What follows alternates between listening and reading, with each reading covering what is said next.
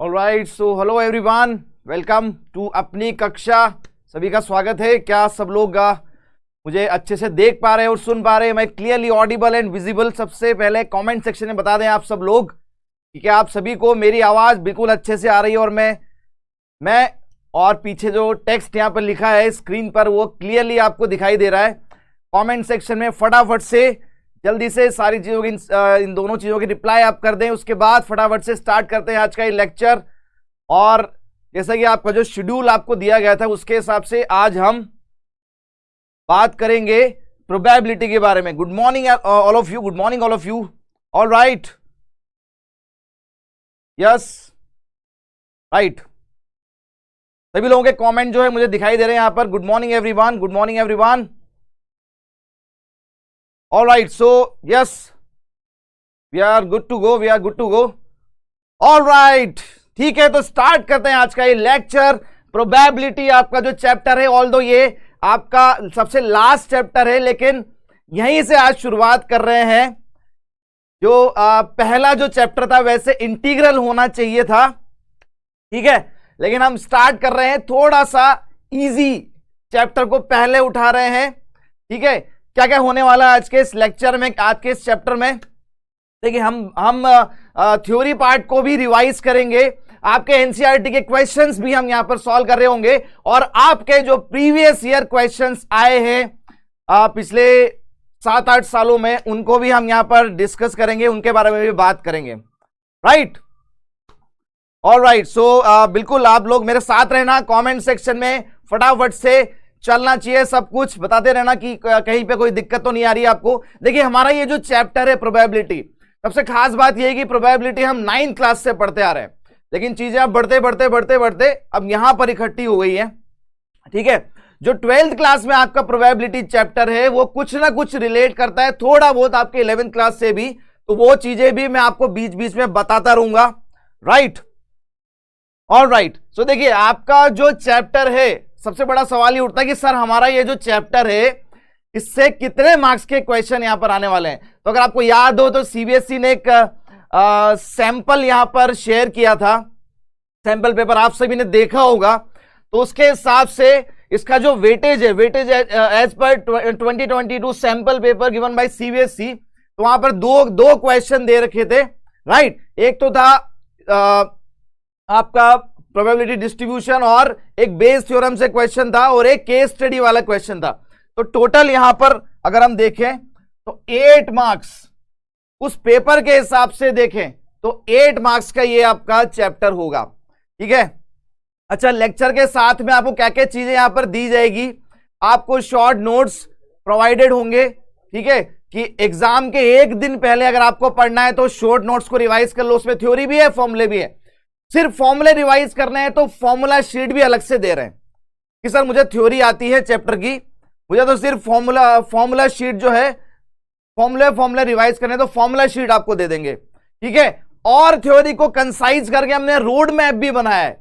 Road map का मतलब यह है कि पहले कौन सा टॉपिक है, फिर कौन सा आएगा, फिर कौन सा पढ़ना है, फिर कौन सा पढ़ना है, फिर कौन सा पढ़ना है। तो एक रोड मैप की पहला चेक पॉइंट ये है, ये चेक पॉइंट क्लियर कर लिया, ये पढ़ लिया, अच्छा ठीक है, अब दूसरे चेक पॉइंट पे चलते हैं, दूसरे टॉपिक की तरफ चलते हैं, फिर तीसरे की तरफ चलते हैं। तो एक रोड मैप भी यहां पर आपको दिया जाएगा। तो लेक्चर के साथ में 3 चीजें हैं। उसके अलावा जो भी लेक्चर में यहां पर आपको पढ़ा रहा हूं, आप चाहें तो उसके नोट्स भी, कि भाई कोई बच्चा ऐसा भी हो सकता है, कोई स्टूडेंट ऐसा भी होगा कि सर जो अपने पाप धोने आया हुआ है यहां पर कि सर मैंने साल भर कुछ नहीं पढ़ा है, अब सर आपके ही भरोसे है मेरी नैया, बेड़ा पार करना है तो आपको करना है, पहली बार पढ़ रहा हूं सर प्रोबेबिलिटी, तो बेटा नोट्स जरूर बनाते चलना, ठीक है, नोट्स बनाते चलना साथ में, जो यहां पे पढ़ाया जाएगा नोट्स उसके आप लेते जाना, ठीक है। चलिए स्टार्ट करते हैं। तो 8 मार्क्स का अभी हाल फिलहाल ऐसा ही चैप्टर होना चाहिए। दूसरी बात, पिछले 2-3 साल में इस चैप्टर से क्या क्या क्वेश्चंस, टॉपिक वाइज क्या क्या क्वेश्चंस, कौन से टॉपिक से ज्यादा क्वेश्चन आए, कौन से कम ठीक ठाक क्वेश्चन आए, तो देखिए ये सारा का सारा मैंने यहां पर बता दिया है। मेनली यहां पर 4 टॉपिक्स होते हैं इस चैप्टर में, ठीक है। सबसे पहला तो यहां पर ये है बेसिक प्रोबेबिलिटी और कंडीशनल प्रोबेबिलिटी, ठीक है। उसके बाद आते हैं हमारे independent events, mean and standard deviation, ये हमारे सिलेबस से हटा दिया गया है, जान छूटी, कोई दिक्कत नहीं है। और है बेस थ्योरम। तो यहां पर सबसे ज्यादा जो क्वेश्चन है, और सैंपल पेपर में भी केस स्टडी वाला जो क्वेश्चन था वो इसी टॉपिक से था। तो ये वाला टॉपिक हमारा सबसे ज्यादा, और आप देख भी सकते हो यहां पर सबसे ज्यादा क्वेश्चन जो है ना वो इसी टॉपिक से आए। आपके सैंपल पेपर में भी इससे क्वेश्चन था, और बेसिक जो आपका प्रोबेबिलिटी था वहां से क्वेश्चन था। बिल्कुल बेटा, इसकी रिकॉर्डिंग यहां पर रही, कुछ बच्चों की क्वेरीज यहां पर देख पा रहा हूं मैं। क्या इस लेक्चर की रिकॉर्डिंग हमें मिल जाएगी? बिल्कुल मिल जाएगी, ऐप पर ही रहेगी। यहां पर लेक्चर के साथ में जो भी चीजें हैं वो आपको ऐप पर ही प्रोवाइडेड होंगी, ठीक है। नोट्स भी आपको ऐप पर ही मिलेंगे, रोड मैप ऐप पर ही मिलेगा, फॉर्मूला शीट भी आपको एप्लीकेशन पे ही मिलेगी।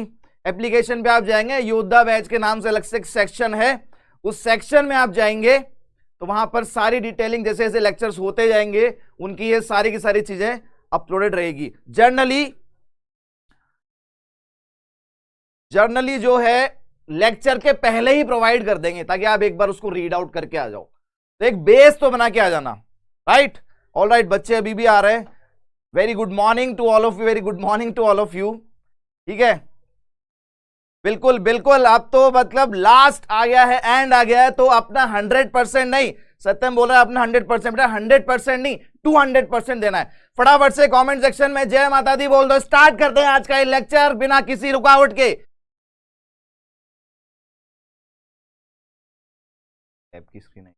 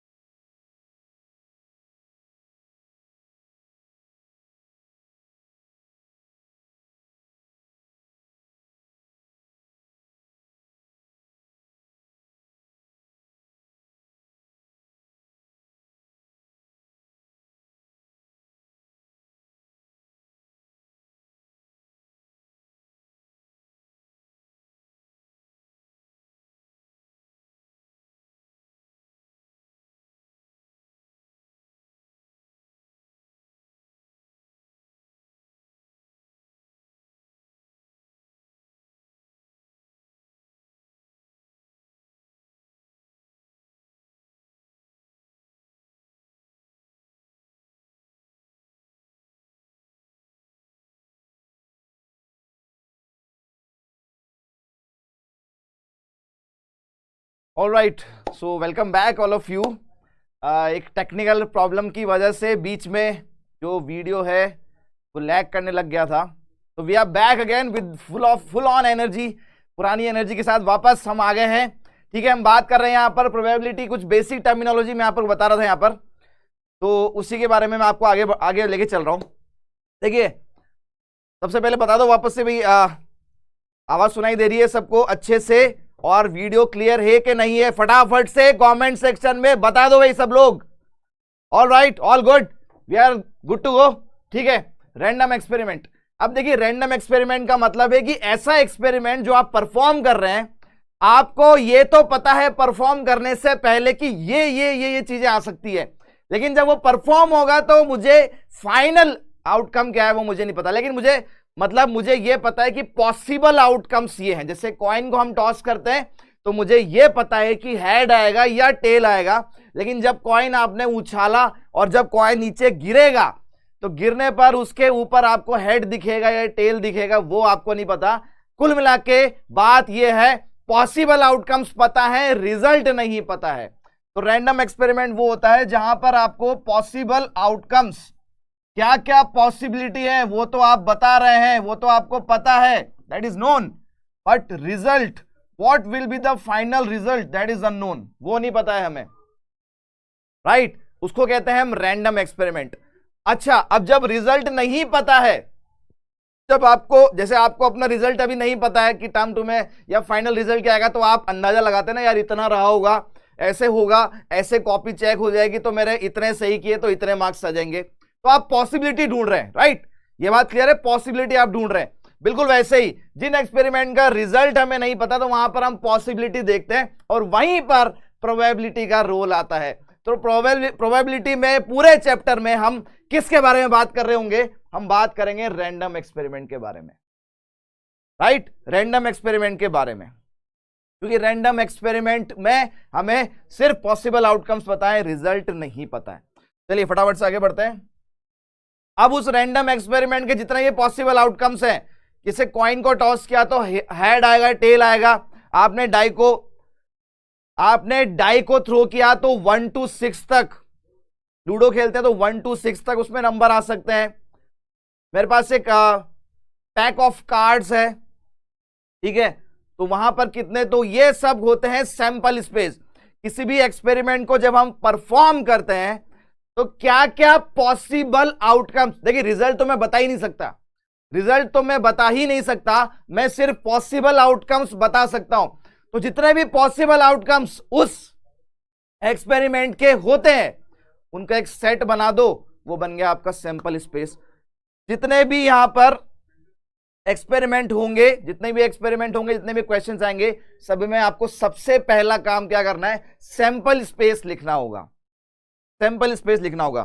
भारती बेटा कुछ मिस नहीं किया बेटा आपने, बेसिक टर्मिनोलॉजी की बात चल रही है ना, इतना वैसे आप सबको आता है, रिवाइज करा रहा हूं एक बार, ठीक है, कोई दिक्कत नहीं है, कुछ भी मिस नहीं किया है, इंपॉर्टेंट पार्ट अभी आगे आएगा, अभी तो हम बेस बना रहे हैं हमारा। तो सैंपल स्पेस, अब सैंपल स्पेस में दो तीन एक्सपेरिमेंट आपको बताया था, इनके सैंपल स्पेस आपको पता होना चाहिए। जैसे टॉसिंग अ कॉइन, अगर एक कॉइन को मैं टॉस कर रहा हूं, अगर मैं एक कॉइन को टॉस करता हूं तो मेरा सैंपल स्पेस क्या होगा? मेरा सैंपल स्पेस होगा या तो हेड आएगा या टेल आएगा। इसको हम ऐसे लिख देते हैं और एस से डिनोट करते हैं। सैंपल स्पेस को हम किससे डिनोट करते हैं? एस से डिनोट करते हैं। एक कॉइन को टॉस किया तो सैंपल स्पेस का यही होगा क्या? कितने एलिमेंट्स आ गए इसमें? 2 एलिमेंट आ गए, ठीक है। अगर मैं 2 कॉइन को टॉस करता हूं, एक साथ मैंने 2 कॉइन को टॉस किया, 2 कॉइन को टॉस किया तो देखिए इस पे हेड गिरा, इस पे टेल गिरा, दोनों पे हेड गिरा, एक पे हेड एक पे टेल गिरा, तो ऐसे क्या क्या पॉसिबिलिटी है? तो हमारे पास यहां पर 4 आउटकम्स बनते हैं, 4 आउटकम्स, हेड टेल, उसके बाद टेल हेड, फिर head head, tail tail, right. अगर 3 कॉइन को टॉस कर रहा हूं, 3 कॉइन को टॉस कर रहा हूं घर में, कितने बच्चों को याद है भाई? कितने बच्चों को याद है 3 कॉइन का पॉसिबल आउटकम? कितने बच्चों को याद है? याद है, बिल्कुल बिल्कुल याद है भाई, देख पा रहा हूं मैं। अगर 3 कॉइन को टॉस कर रहे हैं कितने आउटकम्स आएंगे? जल्दी से बता दो कमेंट सेक्शन में। 3 कॉइन को टॉस कर रहा हूं, कितने आउटकम्स? हाँ भाई फटाफट फटाफट। 3 कॉइन को टॉस कर रहे हैं तो हमारे पास टोटल 8 आउटकम्स आएंगे।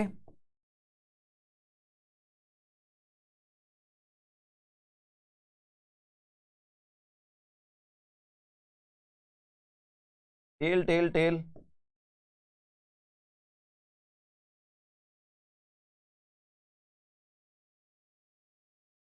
टोटल 8 आउटकम्स, यहां पर 4 आउटकम्स। अगर हम एन, बिल्कुल बिल्कुल बिल्कुल बिल्कुल, चमका भाई चमका, सबको चमका। 8 बेटा, 9 भी कमेंट कर रहे हैं बहुत सारे। 8 देखिए, अगर एन कॉइन को टॉस किया, अगर एन कॉइन को टॉस किया तो आउटकम्स कितने होते हैं? अगर मैंने एन कॉइन को टॉस किया तो आउटकम्स होते हैं 2 की पावर एन। तो यहां पर अब एन को रखते जाओ, आपके पास एन को रखते जाएंगे, वैल्यू आती जाएगी। एन बराबर 1 रखा, एक कॉइन को टॉस किया तो 2 की पावर 1, 2 आ गया। एन कॉइन, 2 कॉइन को टॉस किया, एन बराबर 2 रखा तो 2 की पावर 2, 2 की पावर 2, 4 आउटकम्स। एन की जगह पर 3 रखा, 3 कॉइन को टॉस किया तो 2 की पावर 3, 8 आउटकम्स। राइट, बिल्कुल सही बोला, संजना ने बिल्कुल सही बोला, मैं देख पा रहा हूं फ्लैश होता जा रहा है नाम। प्रियांशु ने बोला, कथन ने बोला, बिल्कुल बिल्कुल बिल्कुल, बहुत बढ़िया बहुत बढ़िया भाई, बहुत बढ़िया, मजा आ गया। पैक ऑफ 52 कार्ड्स, 52 कार्ड्स, इसका अरेंजमेंट कितने बच्चों को याद है? 52 कार्ड्स हमारे पास क्या क्या 4 सेक्शन होते हैं भाई, 52 कार्ड्स में 4 सेक्शन होते हैं, club, spade, diamond and heart. Right, ये दोनों हमारे रेड कार्ड्स हैं भाई, और ये दोनों हैं ब्लैक कार्ड्स। राइट, ये दोनों ब्लैक कार्ड्स, ये दोनों हार्ट, डायमंड और हार्ट रेड कार्ड्स होते हैं।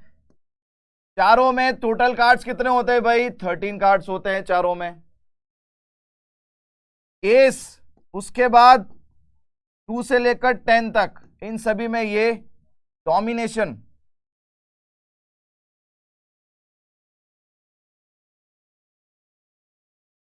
वाले कार्ड्स होते हैं। और इसके बाद हमारे पास आते हैं फेस कार्ड्स। फेस कार्ड्स, एक किंग, एक क्वीन और एक होता है जैक। एक किंग, एक क्वीन, एक होता है जैक। एक किंग, एक क्वीन, एक होता है जैक। यहां पर भी एक किंग, एक क्वीन और एक होता है जैक। ये सभी को हम क्या कहते हैं? इन सभी को हम कहते हैं फेस कार्ड्स, क्योंकि इन पर फेस बने होते हैं। ना ना ना ना, जोकर इंक्लूड नहीं होता है भाई, जोकर नहीं होता है। टोटल फेस कार्ड्स कितने हो गए? 12 फेस कार्ड्स, 3 4 जा 12। ठीक है, हमारे पास 4 एस होते हैं 2 से लेकर 10 तक। 2 से लेकर 10 तक नंबर्स वाले कार्ड्स होते हैं। तो ये पूरा का पूरा डिटेल। अब मैं आपसे पूछता हूं कि रेड किंग कितने हैं, तो आप बोलेंगे सर रेड किंग 2 हैं। रेड एस कितने हैं? 2 हैं। टोटल रेड कार्ड्स कितने हैं? 26 हैं। ठीक है, यहां तक कहानी क्लियर है। जोकर को इंक्लूड नहीं करते अभी बेटा यहां पर, ठीक है, जोकर इंक्लूडेड नहीं है इसमें। क्लियर हो गई बात? तो कार्ड के ऊपर क्वेश्चन आएगा तो ये चीज आपको पता होनी चाहिए, तभी आप आगे बढ़ पाएंगे। ठीक है, ऑल राइट। इसके बाद थ्रोइंग अ डाई, एक डाई को थ्रो कर रहे हैं या मल्टीपल डाइस को थ्रो कर रहे हैं। अगर मैं एक ही डाई को थ्रो कर रहा हूं, देयर इज ओनली 1 डाई, तो मेरे पास पॉसिबल आउटकम्स क्या होंगे? मेरे पास पॉसिबल आउटकम्स होंगे 1 2 3 4 5 6। बोलो हाँ या ना? यस बोलो भाई। ठीक है, अगर 2 डाइस को थ्रो कर रहे हैं और सबसे ज्यादा इसी से टकराएंगे आप। अगर हम 2 डाइस को थ्रो कर रहे हैं, मेरे पास 2 फोन है और दोनों फोन में मैं लूडो खेल रहा हूं, यहां से भी मैंने डाई को थ्रो किया और यहां भी मैंने डाई को थ्रो किया। क्या क्या पॉसिबिलिटी हो सकती है उसमें देखें, उसमें क्या क्या पॉसिबिलिटी। तो यहां पर अब बहुत सारी पॉसिबिलिटी बनेगी। क्या क्या? दोनों पे 1 आ जाए, पहले पे 1 दूसरे पे 2 आ जाए, पहले पे 1 दूसरे पे 3, ऐसे कहां तक जाएगा? पहले पे 1 दूसरे पे 6, पहले पे 2 आ जाए, दूसरे पे 1, पहले पे 2 दूसरे पे 2, पहले पे 2 दूसरे पे 3, पहले पे 2 दूसरे पे 6 तक जाएगा। बोलो हाँ या ना? राइट, बिल्कुल जवाब भी आ गया भाई। वंशिका ने बोल दिया 36 आउटकम्स है, हर्ष ने बोला, जया ने बोला, बिल्कुल बहुत बढ़िया बहुत बढ़िया। जिन बच्चों को नहीं आता वो सुन लो बेटा ध्यान से, ये है और ये आपको बनाने होंगे, ये आपको बनाने होंगे भाई। 4,1 5,1 और लास्ट में 6,1। तो ये भी 4,6 तक जाएगा, ये भी 5,6 तक जाएगा और ये भी 6,6 तक जाएगा।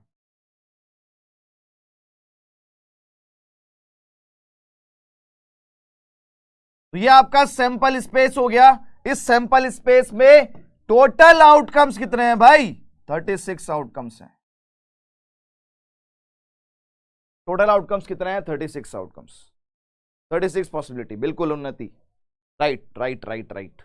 लक्ष्य, गौरव, सत्यम, कुलदीप, आदित्य, राज, जय, प्रणव, बहुत सारे आंसर आ रहे हैं भाई, बहुत बढ़िया बहुत बढ़िया। बेसिक स्ट्रांग है, मतलब बेसिक स्ट्रांग है।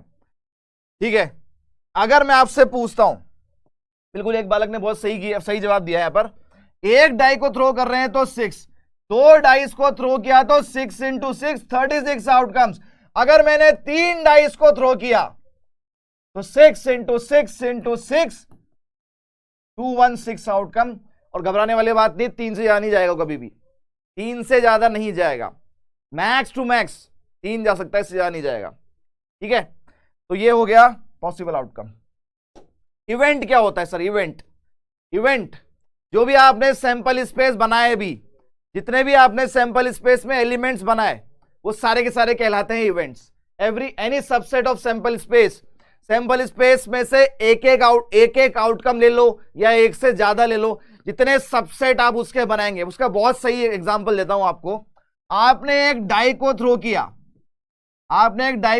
पॉसिबल आउटकम्स कितने हैं भाई? पॉसिबल आउटकम्स हैं,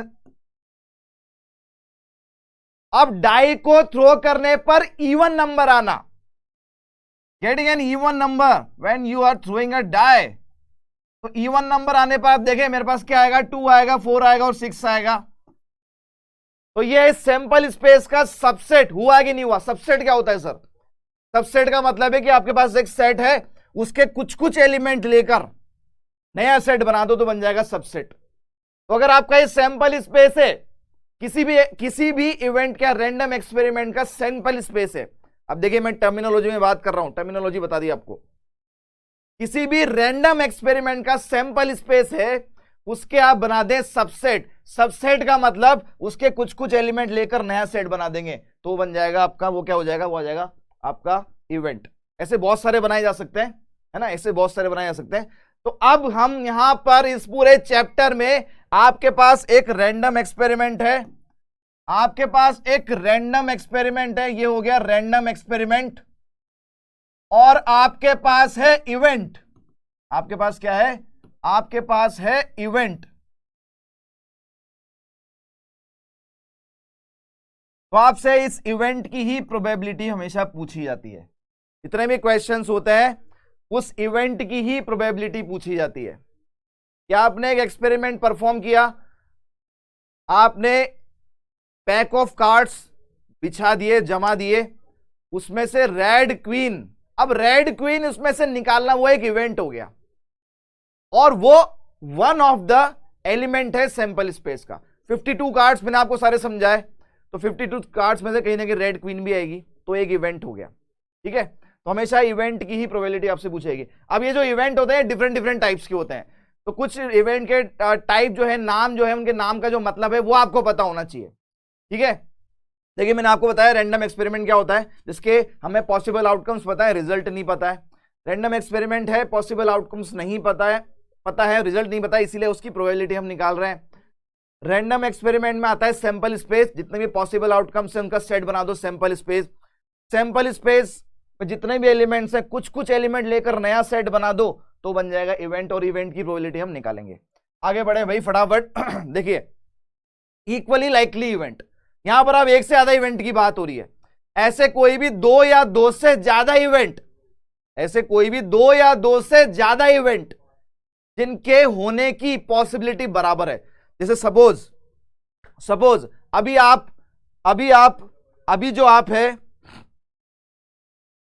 अभी जैसे आप लोग अभी प्रिपरेशन कर रहे हैं, है ना, अभी आप प्रिपरेशन कर रहे हैं, 1 महीने बाद आप अपने बोर्ड्स के एग्जाम दे रहे होंगे, राइट? तो अभी आपके इन सभी के 100 आउट ऑफ 100 मैथ्स में आने की जो पॉसिबिलिटी है वो बिल्कुल बराबर है, क्योंकि आप अभी सेम लेवल पर हैं। लेकिन इस 1 महीने के दौरान जिसने जी जान से मेहनत कर ली वो आगे निकल जाएगा, और जो यहां पर भी टाइम पास कर गया वो पीछे रह जाएगा।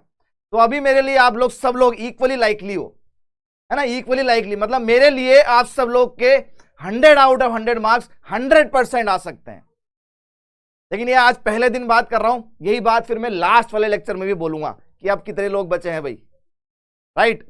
तो इक्वली लाइकली, जैसे आपने डाई को थ्रो किया या आपने कॉइन को टॉस किया, अब आप देखें स्लो मोशन में, जैसे साउथ इंडियन मूवी अगर आप देखते हैं तो कॉइन को टॉस करते तो स्लो मोशन में वो कॉइन जो है घूमता जा रहा है, घूमता जा रहा है, घूमता जा रहा है, घूमता जा रहा है। जब वो कॉइन हवा में है, जब वो कॉइन हवा में है, क्या आपको उस वक्त पता है कि ये जब नीचे गिरेगा तो हेड आएगा कि टेल आएगा? नहीं पता।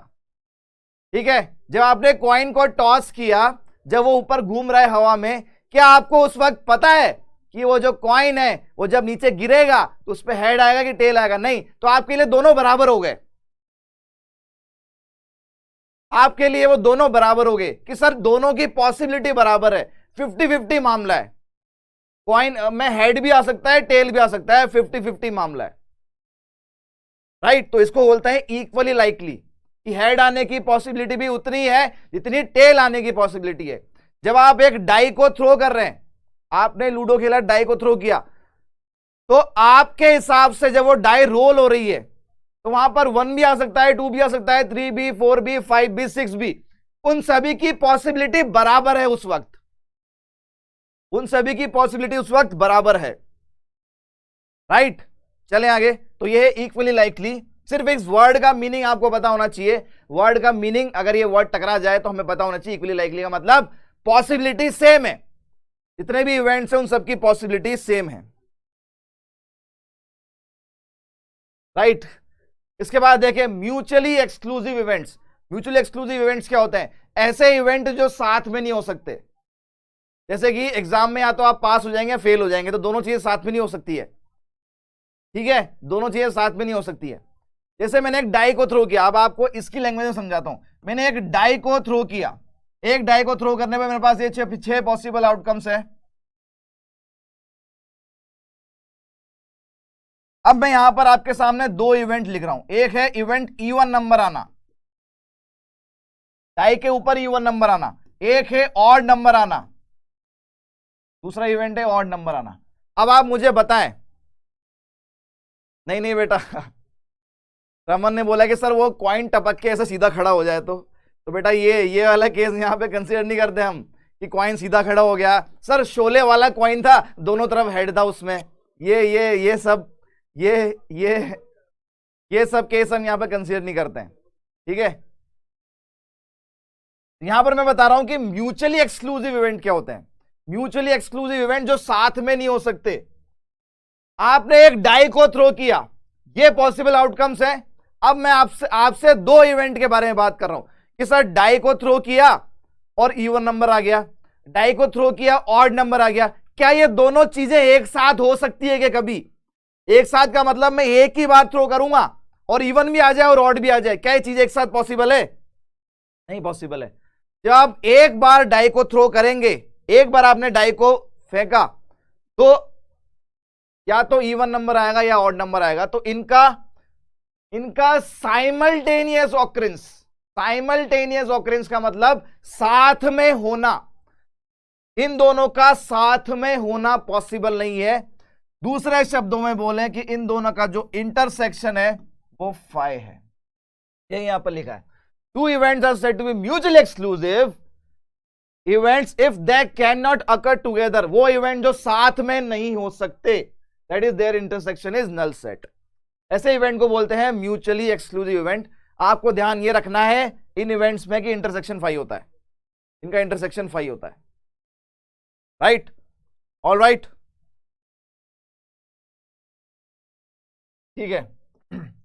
इसके बाद एग्जॉस्टिव इवेंट बोलते हैं यार आज तो मैं एग्जॉस्ट हो गया। एग्जॉस्ट हो गया मतलब आज तो यार इतना काम किया मैंने, इतनी पढ़ाई की, अब मैं एग्जॉस्ट हो गया यार। एग्जॉस्ट हो गया मतलब अब एनर्जी खत्म हो गई है ना, एनर्जी खत्म हो गई, अब नहीं पढ़ूंगा, अब मैं कल पढ़ूंगा। तो एग्जॉस्ट वर्ड से मिलके बना है एग्जॉस्टिव इवेंट। एग्जॉस्टिव इवेंट्स ऐसे होते हैं कि उनके बाहर अब कुछ नहीं है, उनके बाहर अब कुछ नहीं है। जैसे वापस से सेम एग्जांपल ले रहा हूं, एक डाई को थ्रो किया, ये पॉसिबल आउटकम्स, वापस से वही दोनों इवेंट, इवन नंबर आना और ऑड नंबर आना, इवन नंबर आना और ऑड नंबर आना। इवन नंबर आने का मतलब क्या है? या तो 2 आ जाए या 4 आ जाए या 6 आ जाए। ऑड नंबर आने का मतलब क्या है? 1 आ जाए, 3 आ जाए, 5 आ जाए। अब आप देखें क्या इसके बाहर कुछ बचा है क्या? यहां पर इसके बाहर कुछ बचा है क्या?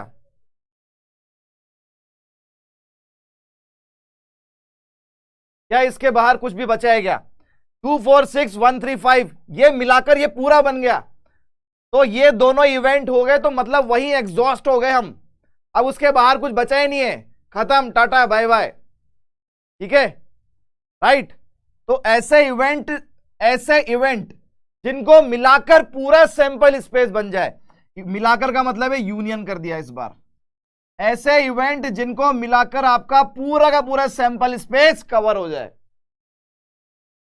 जैसे कि मैं आपको बोलता हूं कि एक पैक ऑफ कार्ड है, 1 पैक ऑफ कार्ड, इसमें मैं 4 इवेंट बोलता हूं आपको। जो कार्ड आपने निकाला वो या तो क्लब आ जाए, या वो स्पेड आ जाए, या वो हर्ट आ जाए, या वो डायमंड आ जाए। जो कार्ड आपने निकाला या तो वो क्लब आ जाए, एक कार्ड आपने निकाला है, या तो वो क्लब आ जाए, या स्पेड आ जाए, या हर्ट आ जाए, डायमंड आ जाए। अब देखिए इसके बाहर कुछ बचा ही नहीं, इन चारों को मिला के तो ये पूरा सैंपल स्पेस हो गया हमारा, जिसमें 52 कार्ड्स हैं। तो इन चारों को मिलाकर अगर आपका पूरा सैंपल स्पेस कवर हो जाए तो वो आपके एग्जॉस्टिव इवेंट्स। ठीक है, आगे चलते हैं, आइए। यहां से, अब ये थी हमारी बेसिक टर्मिनोलॉजी, यहां से हमारा स्टार्ट होता है असली चैप्टर, जो कि टॉपिक आपका आपके टर्म 2 में। इसके पिछली वाली बातें मैंने आपको सिर्फ इसलिए बताई क्योंकि वो सारी की सारी टर्मिनोलॉजी यहां पर यूज करेंगे। तो बात करते हैं कंडीशनल प्रोबेबिलिटी। नाम से पता लग रहा है कंडीशन के साथ में प्रोबेबिलिटी निकालनी है। एक कंडीशन वहां पर दे रखी होगी और उसके हिसाब से हमें प्रोबेबिलिटी निकालनी है। वो कंडीशन क्या है? तो देखिए पहले मैं रीड कर रहा हूं इसको, ध्यान से सब लोग सुनेंगे, इसको मैं पूरा समझाऊंगा, उसके बाद हम आगे इसके क्वेश्चन पे अटैक करेंगे। देखना, आप सुनना ध्यान से। The probability of occurrence of event A, किसी इवेंट ए के होने की प्रोबेबिलिटी हम निकाल रहे हैं। ठीक है सर, वो तो पहले भी निकाल रहे थे, वो तो हमने 11th क्लास में भी निकाली, हमने 10th में भी निकाली है। ठीक है, गिवन। अब देखिए यहां पर सबसे पहला सवाल बच्चे का ये होता है कि सर मुझे कैसे पता लगेगा कि इस क्वेश्चन में कंडीशनल प्रोबेबिलिटी लगेगी। तो लैंग्वेज को समझो बेटा, लैंग्वेज को समझो। लैंग्वेज में क्या दिया रहेगा, यही मैंने यहां पर लिखा है। द प्रोबेबिलिटी ऑफ, आपसे पूछा जाएगा, आपसे क्वेश्चन पूछा जाएगा, find the probability of occurrence of event this given that, given that, given that, ऐसा लिखाई में आ जाए वहां पर। इट इज नोन दैट, ये लिखाई में आ जाए। इट इज फाउंड दैट, ये सब लैंग्वेज अगर आपको वहां पर दिख रही है उस क्वेश्चन में, कंडीशनल प्रोबेबिलिटी का इस्तेमाल करना है, कंडीशनल प्रोबेबिलिटी का इस्तेमाल करना है, right. Probability of, find the probability of occurrence of event A given that, given that, it is found that, it is known that, ये सब चीजें अगर वहां पर दिख रही है कंडीशनल प्रोबेबिलिटी का इस्तेमाल होगा। ठीक है, event B has already occurred. तो यहां पर 2 इवेंट की बात हो रही है, एक इवेंट जो ऑलरेडी हो चुका है और यही वो कंडीशन है। आप टर्म 2 के एग्जाम दे चुके हैं, उसमें आपके अच्छे मार्क्स आ चुके हैं, तो टर्म 1 के, सॉरी, आप टर्म 1 के एग्जाम दे चुके हैं, उसमें आपके बहुत धांसू वाले मार्क्स आ चुके हैं, तो आपके टर्म 2 में कैसे मार्क्स आएंगे? तो एक इवेंट ऑलरेडी हो चुका है, उसके हिसाब से अब दूसरा इवेंट परफॉर्म कर रहे हैं, तो उसकी प्रोबेबिलिटी क्या होगी? बिल्कुल बिल्कुल दिशा, पीवाईक्यूज क्लास में ही करेंगे, एनसीईआरटी क्वेश्चंस क्लास में ही करेंगे, एक्स्ट्रा क्वेश्चंस भी क्लास में ही करेंगे, सब क्लास में ही करेंगे। तो देखिए फॉर्मूला क्या है हमारे पास, फॉर्मूला ये है, this is the formula P A by B. यहां पर ये जो इवेंट है बी, ये ऑलरेडी हो चुका है, तो जो हो चुका है, जो इवेंट आपका हो चुका है, जो इवेंट आपका हो चुका है उसको नीचे लिखते हैं, और जो इवेंट आपका होना है, ये अब होना है। बिल्कुल प्योर हिंदी में लिख रहा हूं मैं अब, ये अब होना है। तो फाइंड द प्रोबेबिलिटी, देखिए लैंग्वेज को समझना, find the probability, it is given that, it is given that, it is found that, known that,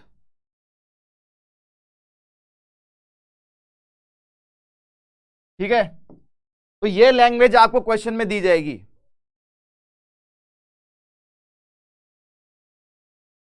ये लैंग्वेज क्वेश्चन में पूछी जाएगी। फाइंड, यहां वो इवेंट आएगा जो अब होना है, और it is given that, found that, known that, यहां पर वो इवेंट आएगा जो अब हो चुका है ऑलरेडी। ये वो वाला इवेंट है जो ऑलरेडी हो चुका है। अगर आपने क्वेश्चन में ये ठीक तरीके से नहीं पहचाना कि कौन सा इवेंट तो हो चुका है और कौन सा अब होना है, तो आपके फॉर्मूला उल्टा, रिवर्स फॉर्मूला जो है परफॉर्म कर देंगे वहां पर। तो आपको यह पता होना चाहिए कि ये वाला इवेंट हो चुका है और ये वाला इवेंट अब होना है, परफॉर्म होना है। तो वो यहां से पता लगेगा। Find the probability of something, यहां पर जो इवेंट आएगा वो अब इवेंट होना है। It is given that, found that, known that, इसके बाद जो इवेंट आएगा वो इवेंट ऑलरेडी हो चुका है।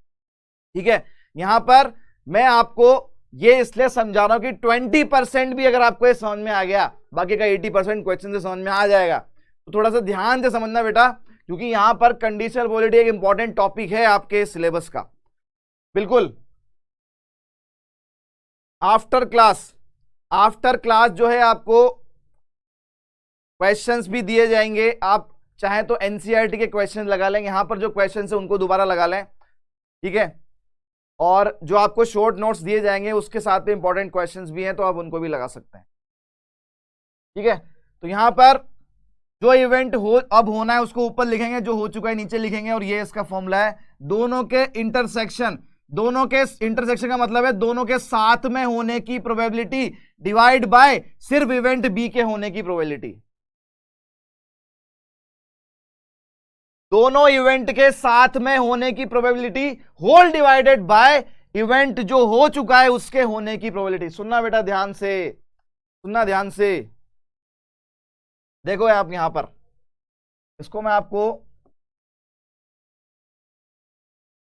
इसको आपको एक एग्जांपल से समझाता हूं।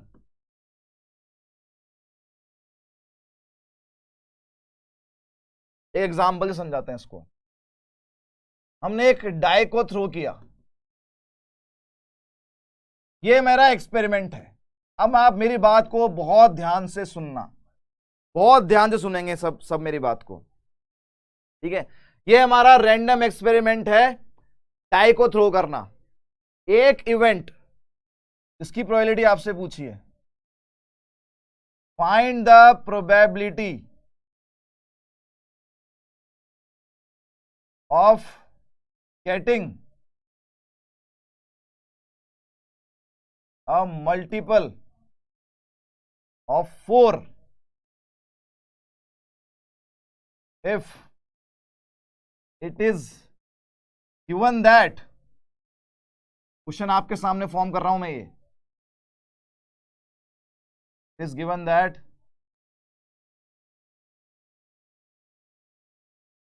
the number was, हैंडराइटिंग में ना जाएंगे भैया, भावनाओं को समझो।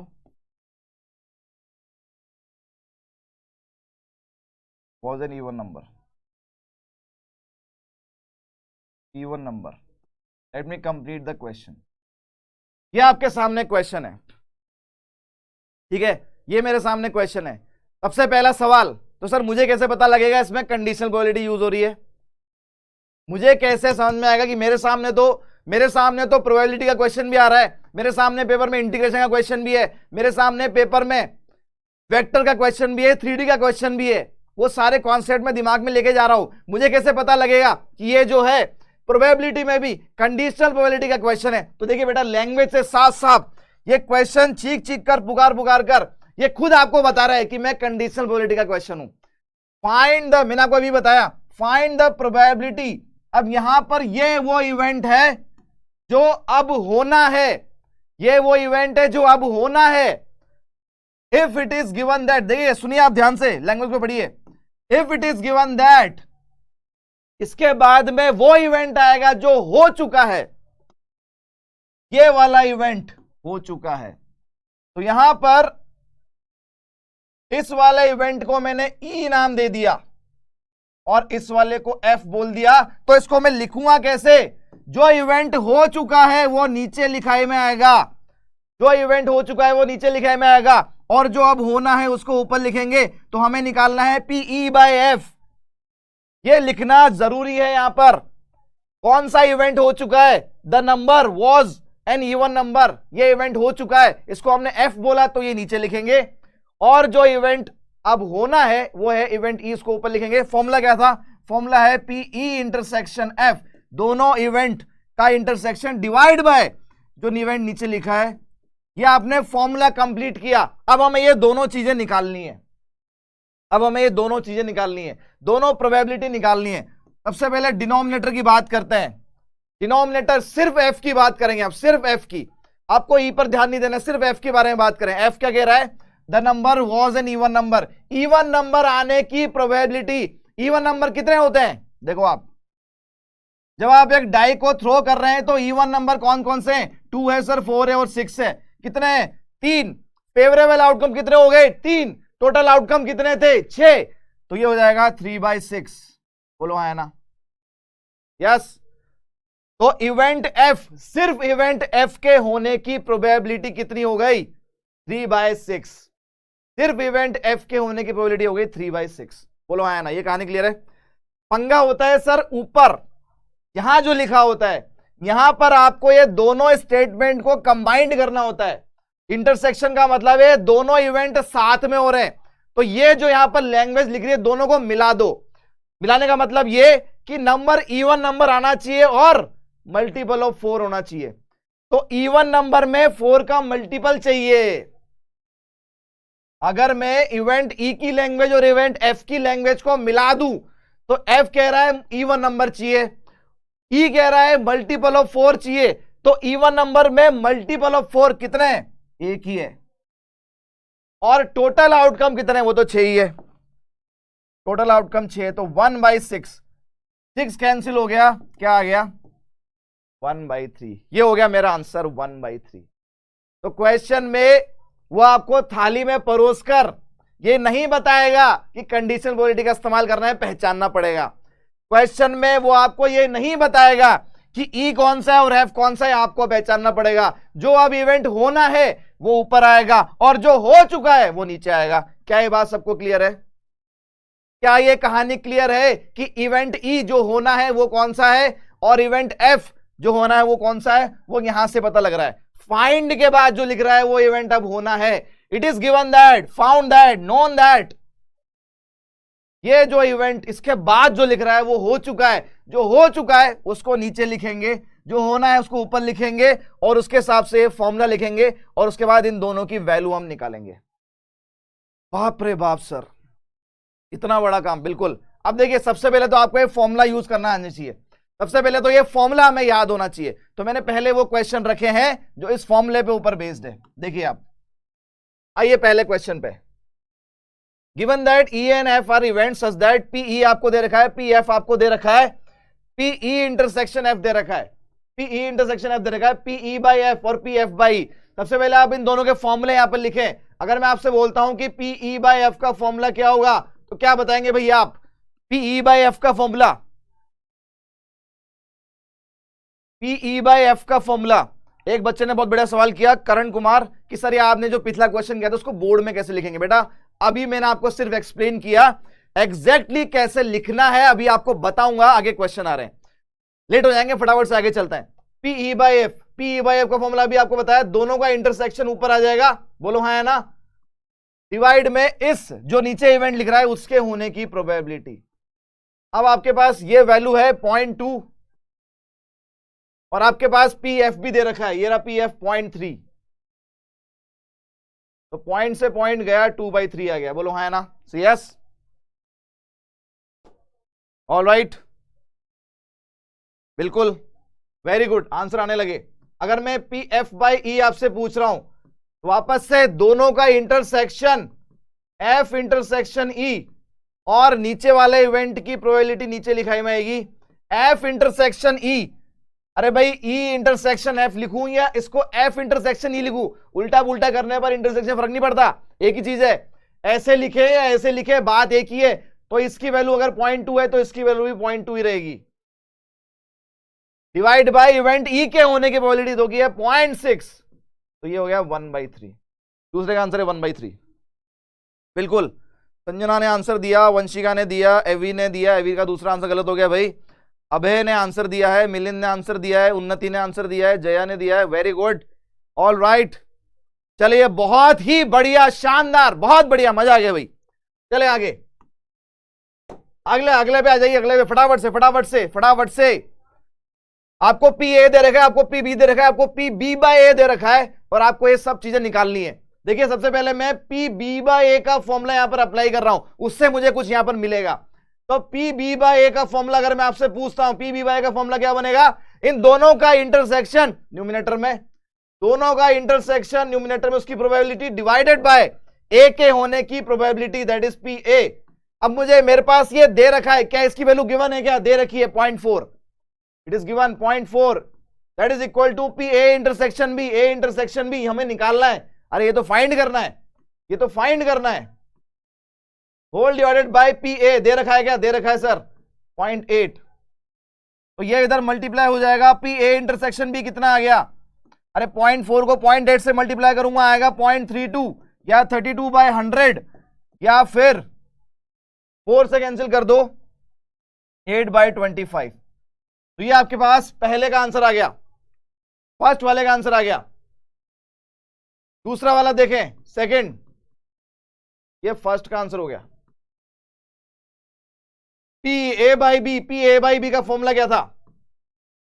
दोनों का इंटरसेक्शन की probability whole divided by P के होने की प्रोबेबिलिटी।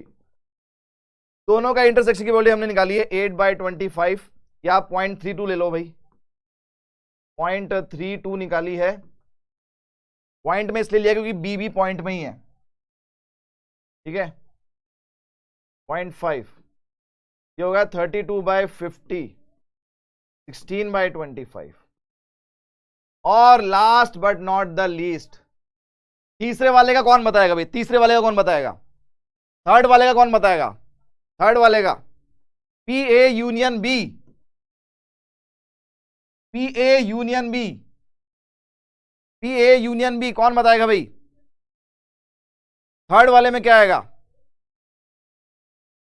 देखिए 11th क्लास में,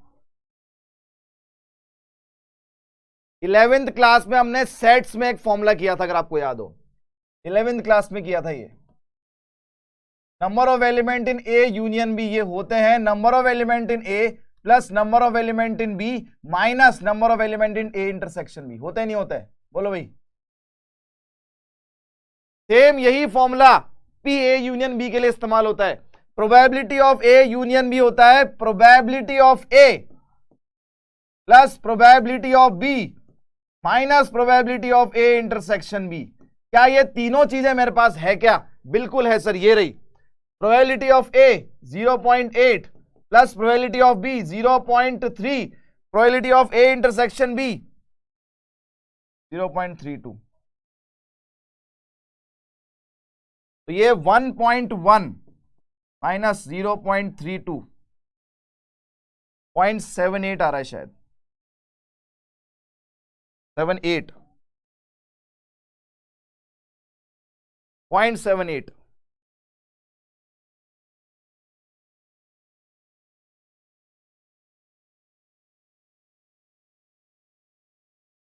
.78 है भाई।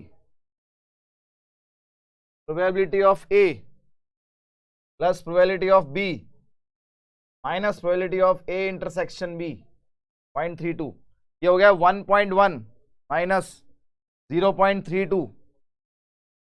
बिल्कुल, कैलकुलेशन में मिस्टेक की भाई बहुत लोगों ने, 0.98 लिख रहे हैं सब लोग, 0.98 नहीं होगा,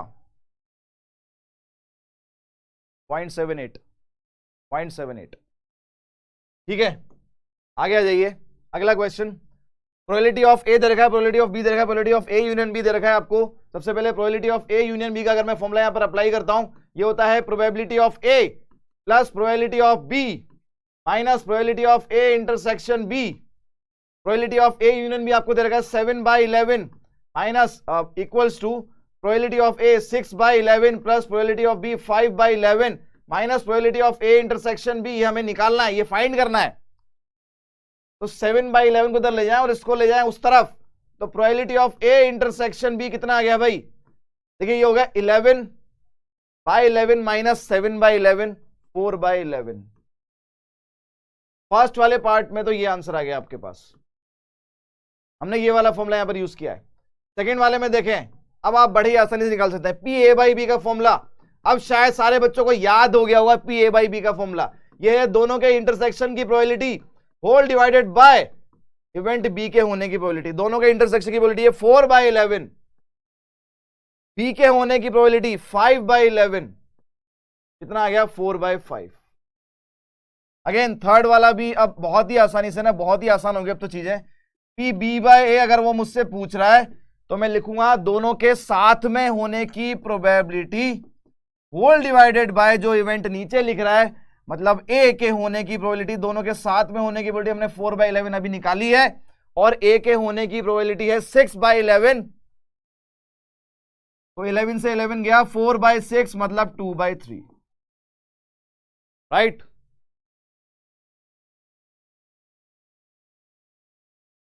आगे देखें, अब इस सवाल का जवाब मुझे आप लोगों से चाहिए, ठीक है। देखिए A and B are two event such that event A की प्रोबेबिलिटी 0 नहीं है, राइट, मतलब कुछ कुछ है, और बी बाय ए की प्रोबेबिलिटी 1 है। हमें यहां पर यह बोला है कि प्रोबेबिलिटी ऑफ बी बाय ए ये 1 है। क्या हमें बी बाय ए का फॉर्मूला पता है क्या?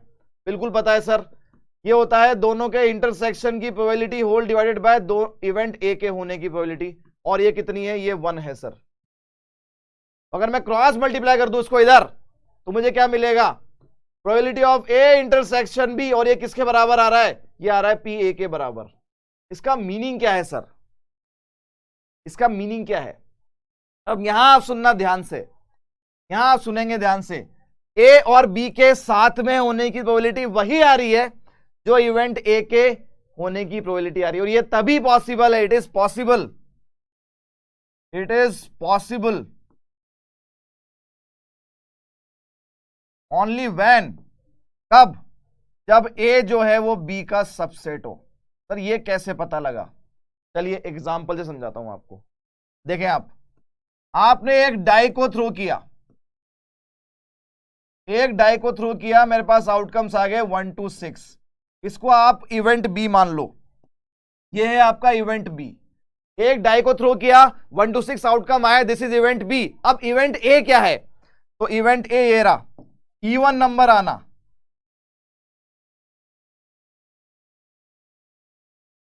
इवन नंबर आना, ये आपका इवेंट ए है। तो इवेंट ए में आउटकम्स क्या आएंगे? 2 आएगा, 4 आएगा, 6 आएगा। अब यहां पर साफ साफ मैंने जानबूझ के एग्जांपल लिया है जहां पर ए बी का सबसेट है।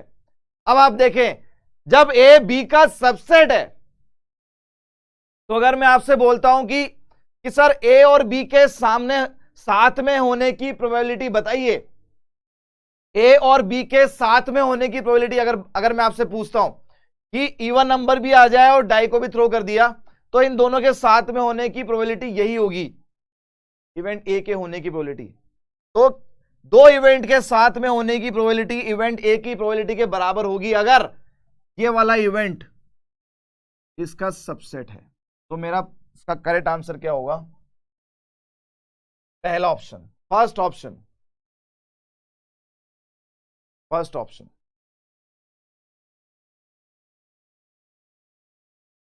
ठीक है, ठीक है। आगे देखें, कभी कभी क्वेश्चन यहां पर मैंने कुछ ऑब्जेक्टिव क्वेश्चन भी रखे हैं, ऑल दो पेपर आपका सब्जेक्टिव ही आएगा, पॉसिबिलिटी पूरी यही है क्योंकि जो सैंपल क्वेश्चन पेपर आया पूरा सब्जेक्टिव ही था, फिर भी हम कोई लूप होल नहीं छोड़ेंगे, इसलिए ऑब्जेक्टिव क्वेश्चन भी रखें। देखिए आप यहां पर दे रखा है आपको P A by B is greater than P A. P A by B का फॉर्मूला क्या है? यह है P A intersection B upon P B, यह है पी ए। अब देखिए वैसे तो इनइक्वालिटी में हम क्रॉस मल्टीप्लाई नहीं कर सकते, लेकिन अगर ये पता है कि नंबर पॉजिटिव है, जैसे कि किसी भी इवेंट के होने की प्रोबेबिलिटी तो हमेशा पॉजिटिव आती है, 0.1, 0.2, 0.3, 0.4, प्रोबेबिलिटी हमेशा पॉजिटिव ही आती है। तो ये भी पॉजिटिव नंबर है, ये भी पॉजिटिव नंबर है, आप दोनों को इंटरचेंज कर सकते हैं। तो मैंने क्या किया, पीए को तो ले गया उधर और पीबी को ले आया इधर। जब पीए उधर चला गया तो P A intersection B upon P A, और पीबी को ले आया इधर, तो ये हो गया पीबी। तो P A intersection B upon P A, इसको अब मैं क्या लिख सकता हूं, ये किसका फॉर्मूला बन गया, ये हो गया पी बी बाय ए का फॉर्मूला। तो P B by A is greater than P B. सिर्फ क्रॉस मल्टीप्लाई किया, हमारा आंसर आ गया ये ऑप्शन।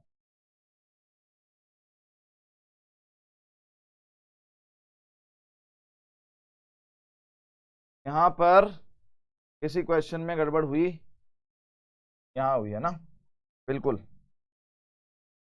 यहां पर ये 0.5 है, तो बिल्कुल सही 0.98 आ जाएगा। 1.3 क्या आ जाएगा 0.98, ठीक है, बिल्कुल सही। जिनका आंसर आ रहा था 0.98 वॉज करेक्ट। कुछ बालक जो है इस क्वेश्चन पे पूछ रहे हैं, दो इवेंट के साथ में होने की प्रोबेबिलिटी, ए और बी के साथ में होने की प्रोबेबिलिटी अगर ए की प्रोबेबिलिटी के बराबर है तो ये तभी पॉसिबल है जब वो ए भी बी में से ही लिया गया होगा, जब उस ए को भी आपने बी में से ही लिया होगा, मतलब ए बी का सबसेट होगा। यही अगर देखिए यहां पर अगर ऐसे लिखा होता, अगर यहां पर ये लिखा होता कि दोनों इवेंट के साथ में होने की प्रोबेबिलिटी बी की प्रोबेबिलिटी के बराबर है, तो यहां से क्या रिजल्ट निकालता मैं, यहां से, क्योंकि अब बी के बराबर इसका मतलब है कि बी को ए में से लिया होगा, जो इधर रिजल्ट है वो उसको आपने दूसरे सेट में से लिया होगा। तो यहां लिखता मैं बी है अब सबसेट ए का, जो रिजल्ट आ रहा है, जो रिजल्ट आपका आ रहा है वो दूसरे सेट का सबसेट होगा, तभी ये चीज पॉसिबल है। ठीक है, ये हमारा क्वेश्चन हो गया। आगे बढ़े। ये वाला क्वेश्चन में मैंने कुछ नहीं किया है, जो आपको इनइक्वालिटी दे रखी थी P A by B is greater than P A, मैंने फॉर्मूला यहां पर अप्लाई कर दिया। क्रॉस मल्टीप्लाई आप कर सकते हैं क्योंकि जो प्रोबेबिलिटी होती है वो पॉजिटिव नंबर होती है, तो मैंने पी ए को ले गया इधर और पी बी को ले आया इधर, आपस में इंटरचेंज कर दिया, एक तरीके से क्रॉस मल्टीप्लाई कर दिया। तो यहां पर अब पी ए जब इसके डिवाइड में आ गया तो ये पी बी बाई ए का फॉर्मूला बन गया, और पी बी जब इधर गया तो ये हमारे पास P B by A greater than P B आ गया। तो सिंपल सा है, बस आपस में क्रॉस मल्टीप्लाई करना था उसको। ठीक है, चलेंगे। अब यहां पर जो आपके एक्चुअल में, ये मैंने आपको सिर्फ अभी कंडीशनल प्रोबेबिलिटी का जो फॉर्मूला है उसकी मैंने आपको प्रैक्टिस कराई, लेकिन आपके पास जो क्वेश्चन आएगा वहां पर आपको इवेंट ए नहीं पता, बी नहीं पता, आपको इवेंट ई नहीं पता, एफ नहीं पता, तो आपको इवेंट सबसे पहले क्वेश्चन स्टार्ट कैसे करना है, आपको वो इवेंट एज्यूम करने होंगे कि let this event is event E, this event is event F, F already हो चुका है, ई अब होना है, तो ई बाई एफ मुझे निकालना है। तो ये उसकी कुछ कुछ प्रैक्टिस है। Two coins are tossed once, तो एक को आपको ई लेना है और एक को आपको एफ लेना है। अभी हम सिर्फ स्टेप बाय स्टेप, अभी हम सिर्फ स्टेप बाय स्टेप जा रहे हैं। बिल्कुल ये आपका एनसीईआरटी का क्वेश्चन है। Two coins are tossed once, आपको पी ई बाई एफ निकालना है। पी ई बाई एफ, अगर मैं फर्स्ट वाले की बात करता हूं, पी ई बाई एफ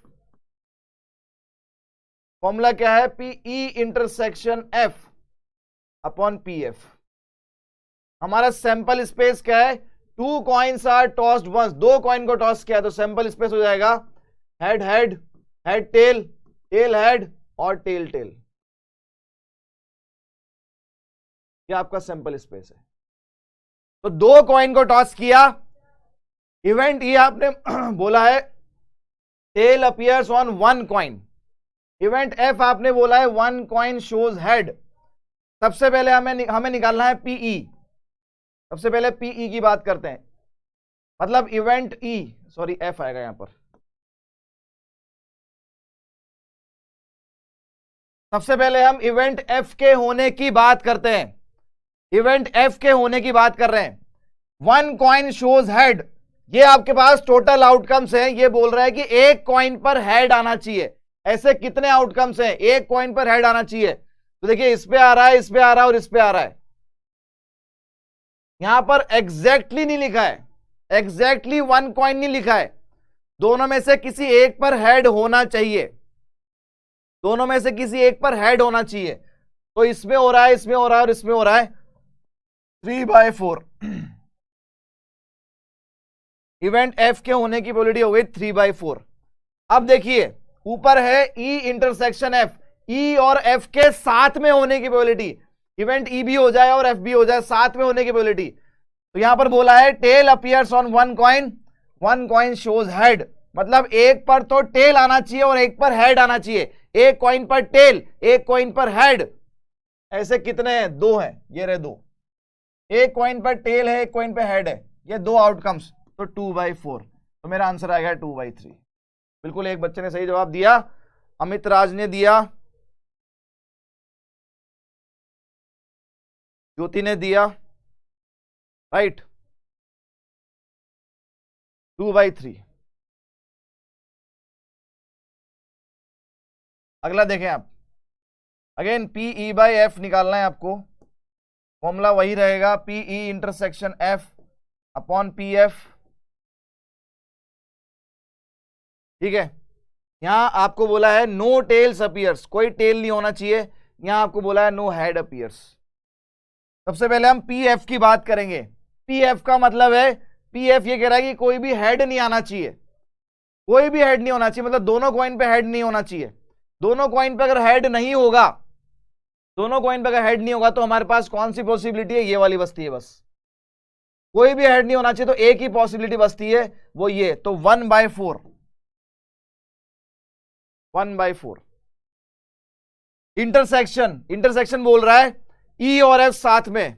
अब E और F साथ में अगर मिला दे, दोनों स्टेटमेंट को साथ में मिला दो, no tail appears no head appear, ना तो टेल आना चाहिए ना हेड आना चाहिए। भैया ऐसा तो कोई केस है नहीं, जहां पे टेल भी नहीं आया हेड भी नहीं आया, ऐसा कोई केस ही नहीं है। दोनों को अगर आप देखें तो टेल भी आएगा और हेड भी आएगा, दोनों में से एक तो आएगा ही आएगा, तो इसके लिए तो 0 हो गया, तो आंसर हो गया 0। This is impossible. सेकेंड वाला इज इम्पॉसिबल, सेकेंड वाला इवेंट इज इम्पॉसिबल, ऐसा हो ही नहीं सकता। PE इंटरसेक्शन F यहां पर 0 है कि ना तो हेड आए ना टेल आए, ऐसा हो ही नहीं सकता। जब आप कॉइन को टॉस कर रहे हो तो वो खड़ा थोड़ी ना रहेगा, या तो गिरेगा तो टेल आएगा या हेड आएगा, कुछ तो आएगा, तो इसके लिए 0 है। आगे देखें, आगे देखें, अ डाई इज थ्रोन 3 टाइम्स, इस बार डाई को 3 बार थ्रो किया आपने। देखिए 3 बार थ्रो करने वाला केस बहुत रेयरली पूछा जाएगा, लेकिन उससे भी फेमिलियर होना जरूरी है, ठीक है। A die is thrown 3 times, 4 appears on the third toss, 6 and 5 appears respectively on first 2 tosses। देखिए E और F आपको दे रखा, सबसे पहले आप PE/F का फॉर्मूला लिखेंगे। तो फॉर्मूला है PE intersection F upon PF, right. ये जो क्वेश्चन अभी हम कर रहे हैं, इसमें लैंग्वेज में कुछ नहीं लिखना है, आपको फॉर्मूला लिखना है और उन सबकी वैल्यूज आपको लिखनी है। यही तरीका है बस सॉल्व करने का, ठीक है, यही तरीका है। PE intersection F upon PF। सबसे पहले हम PF की बात करते हैं। देखें आपने 3 डाई को थ्रो किया है, आपने 3 डाई को थ्रो किया है, 3 डाई को थ्रो करने पर ट्रिपलेट्स बनेंगे आपके पास, और टोटल आउटकम्स कितने होंगे? टोटल आउटकम्स होंगे 6 × 6 × 6 216। अब वो टोटल आउटकम्स तो लिखना पॉसिबल नहीं है, वो टोटल आउटकम्स पूरे लिखना पॉसिबल नहीं है। तो क्या करेंगे सर ऐसे केस में? देखिए यहां F में क्या बोला है, 6 and 5 appears respectively on first 2 tosses। आपके पास एक ट्रिपलेट बनेगा यहां पर। हर बार जब आप एक ही डाई को 3 बार थ्रो कर रहे हैं, तो पहली बार कुछ आएगा, फिर दूसरी बार कुछ आएगा, फिर तीसरी बार कुछ आएगा। अब उसने ऐसा बोल दिया है, उसने बोल दिया कि 6 and 5 appears on first 2 tosses, तो पहले 2 टॉसेस में तो उसने फिक्स कर दिया। अब बात है यहां पर तीसरे की, तो तीसरे को फिल करने के लिए मेरे पास कितने ऑप्शन है? यहां पर 1 to 6 कुछ भी आ सकता है, तो 6 ऑप्शंस हो गए। 6 ऑप्शन होंगे इस वाले प्लेस को फिल करने के लिए। आपने एक डाई को 3 बार थ्रो किया है, तो 3 अलग अलग नंबर आएंगे। अलग भी हो सकते हैं, सेम भी हो सकते हैं, लेकिन उसने एग्जामिनर ने बोल दिया कि 6 and 5 appears on first 2 tosses, पहले 2 टॉसेस पर 6 और 5 आता है, तो वो तो हो गया फिक्स। अब हमें सिर्फ तीसरे के बारे में बात करनी है। तीसरे टॉस पे क्या आएगा, तो तीसरे टॉस पर तो मेरे पास 6 पॉसिबिलिटी है, 1 to 6 में से कुछ भी आ सकता है। तो फेवरेबल आउटकम्स हो गए, टोटल आउटकम्स 216। ठीक है, अब देखें यहां पर दोनों को मिलाना है, अब हमें दोनों को मिलाना है हमें। 4 appears on the third toss और 6 and 5 appears respectively on first 2 tosses. तो यहां पर तो तीसरे वाले का पंगा भी खत्म कर दिया। अगर आप इन दोनों स्टेटमेंट को मिला दें तो 6 और 5 तो पहले 2 टॉस में आ रहा है, और ये कह रहा है कि 4 जो है वो तीसरे टॉस में आ रहा है। तो अगर मैं दोनों को मिला दूंगा, दोनों को मिला दूं, तो क्या कहना चाह रहा है ये? ऐसा बनाना नहीं है वहां पर, है ना, ऐसा बनाना नहीं है, ये तो मैं आपको समझाने के लिए बना रहा हूं। पहले 2 पर 6 और 5, इस पर 4 इसने फिक्स कर दिया, तो ये तो सिंगल केस हो गया। ये तो एक पर्टिकुलर केस के बारे में बात हो रही है, तो ऐसा एक ही केस बनेगा। तो यहां पर आ जाएगा 1/216। तो फाइनल आंसर 216 कैंसिल हो गया, 1/6। अब देखिए ये वाला जो क्वेश्चन है, ये वाला जो क्वेश्चन है आपके 2 मार्क 2 मार्क या 1 मार्क में आएगा। तो इसमें बहुत ज्यादा नहीं लिखना है आपको। सबसे पहले फॉर्मूला के लिए एक मार्क मिल जाएगा। फॉर्मूले के बाद जब आप ये प्रोबेबिलिटी निकालेंगे उसके लिए 1 मार्क या हाफ मार्क मिल जाएगा आपको, राइट। तो ये आपका आंसर है। स्टेप बाय स्टेप अगर मार्किंग की बात करें, कुछ मार्क्स इसके लिए बनेंगे, कुछ आपको मिलेंगे जब इनकी आप वैल्यूज रखेंगे उसके लिए, और फिर फाइनल आंसर करेक्ट है या नहीं तो उसके लिए मार्क्स मिलेगा। तो ये वाला जो क्वेश्चन है, अभी छोटे क्वेश्चन है, ये 2 मार्क वाले या 1 मार्क वाले क्वेश्चन है। आगे बढ़ते हैं, फटाफट से आ जाइए। अगेन एक और क्वेश्चन, ये तो हो गया हमारा, सेम क्वेश्चन था, ये भी हो गया। अब देखिए यहां से लैंग्वेज वाली प्रॉब्लम स्टार्ट होती है। ये आपके वैसे तो एनसीईआरटी की प्रॉब्लम है। अब देखिए ऐसे क्वेश्चन को लिखना कैसे है। A family has 2 children. What is the probability? देखिए what is the probability? What is the probability that both children are boys? What is the probability? Find the probability. इसके बाद जो लिखा होता है वो इवेंट है जो अब होना है। तो इसको आप स्टार्ट कैसे करेंगे? लेट इवेंट ई आपने मान लिया, both the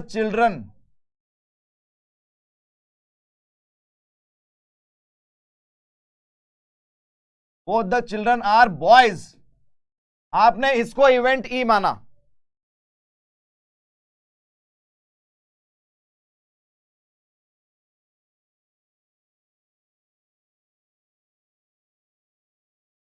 क्या हो गया भाई, कौन से क्वेश्चन में प्रॉब्लम हो गई है?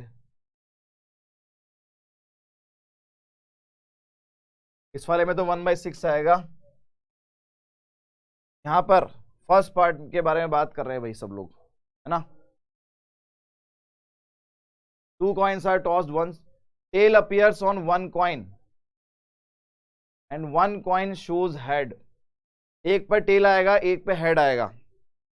Tail appears on 1 coin, 1 coin shows head। दोनों को मिला दे तो एक कॉइन पे टेल आएगा, एक पे हेड आएगा। ऐसे 2 ही तो केस है हमारे पास।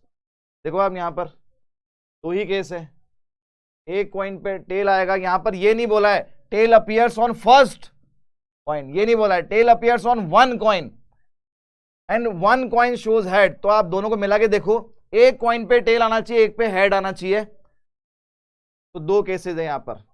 अब हम सिर्फ एफ के बारे में बात करते हैं। 1 coin शोज हेड, एक कॉइन पे हेड आना चाहिए, लेकिन यहां पर ये नहीं बोला है एग्जैक्टली 1 coin शोज हेड। अगर वो एग्जैक्टली 1 बोलता तब तो फिर मैं ये 2 केस लेता। एग्जैक्टली 1 होता तो मैं ये लेता, लेकिन यहां पर ये बोला है 1 coin कि एक कॉइन पे हेड आना चाहिए, दूसरे पे कुछ भी आए, दूसरे पे कुछ भी आए मतलब दूसरे पे भी हेड आ सकता है। इसलिए 3 केस लिए हमने। इन तीनों केसेस में एक कॉइन पर तो हेड है ही, दूसरे से मुझे मतलब नहीं है। तो इसके लिए 3/4, इसलिए 2/3। देखिए मैं आपको बता रहा था देखिए क्वेश्चन के लैंग्वेज को अगर आप पढ़ेंगे तो आपको क्लियरली समझ में आ जाएगा कंडीशन प्रोबेबिलिटी का सवाल है। क्यों? Find the probability that given that, देखिए हम यहां पर given that at least one of them is a boy. तो यहां पर लैंग्वेज चीख चीख कर पुकार पुकार कर कह रही है, लैंग्वेज चीख चीख कर पुकार पुकार कर कह रही है कि कंडीशनल प्रोबेबिलिटी का सवाल है भाई। फाइंड द प्रोबेबिलिटी दैट, उसके बाद वो इवेंट है जो अब होना है, गिवन दैट इसके बाद वो इवेंट है जो हो चुका है। तो जो होना है उसको हमने ई मान लिया, और जो अब हो चुका है at least one of them is a boy. तो सबसे पहला काम आपका है कि आपने इवेंट को मान लिया।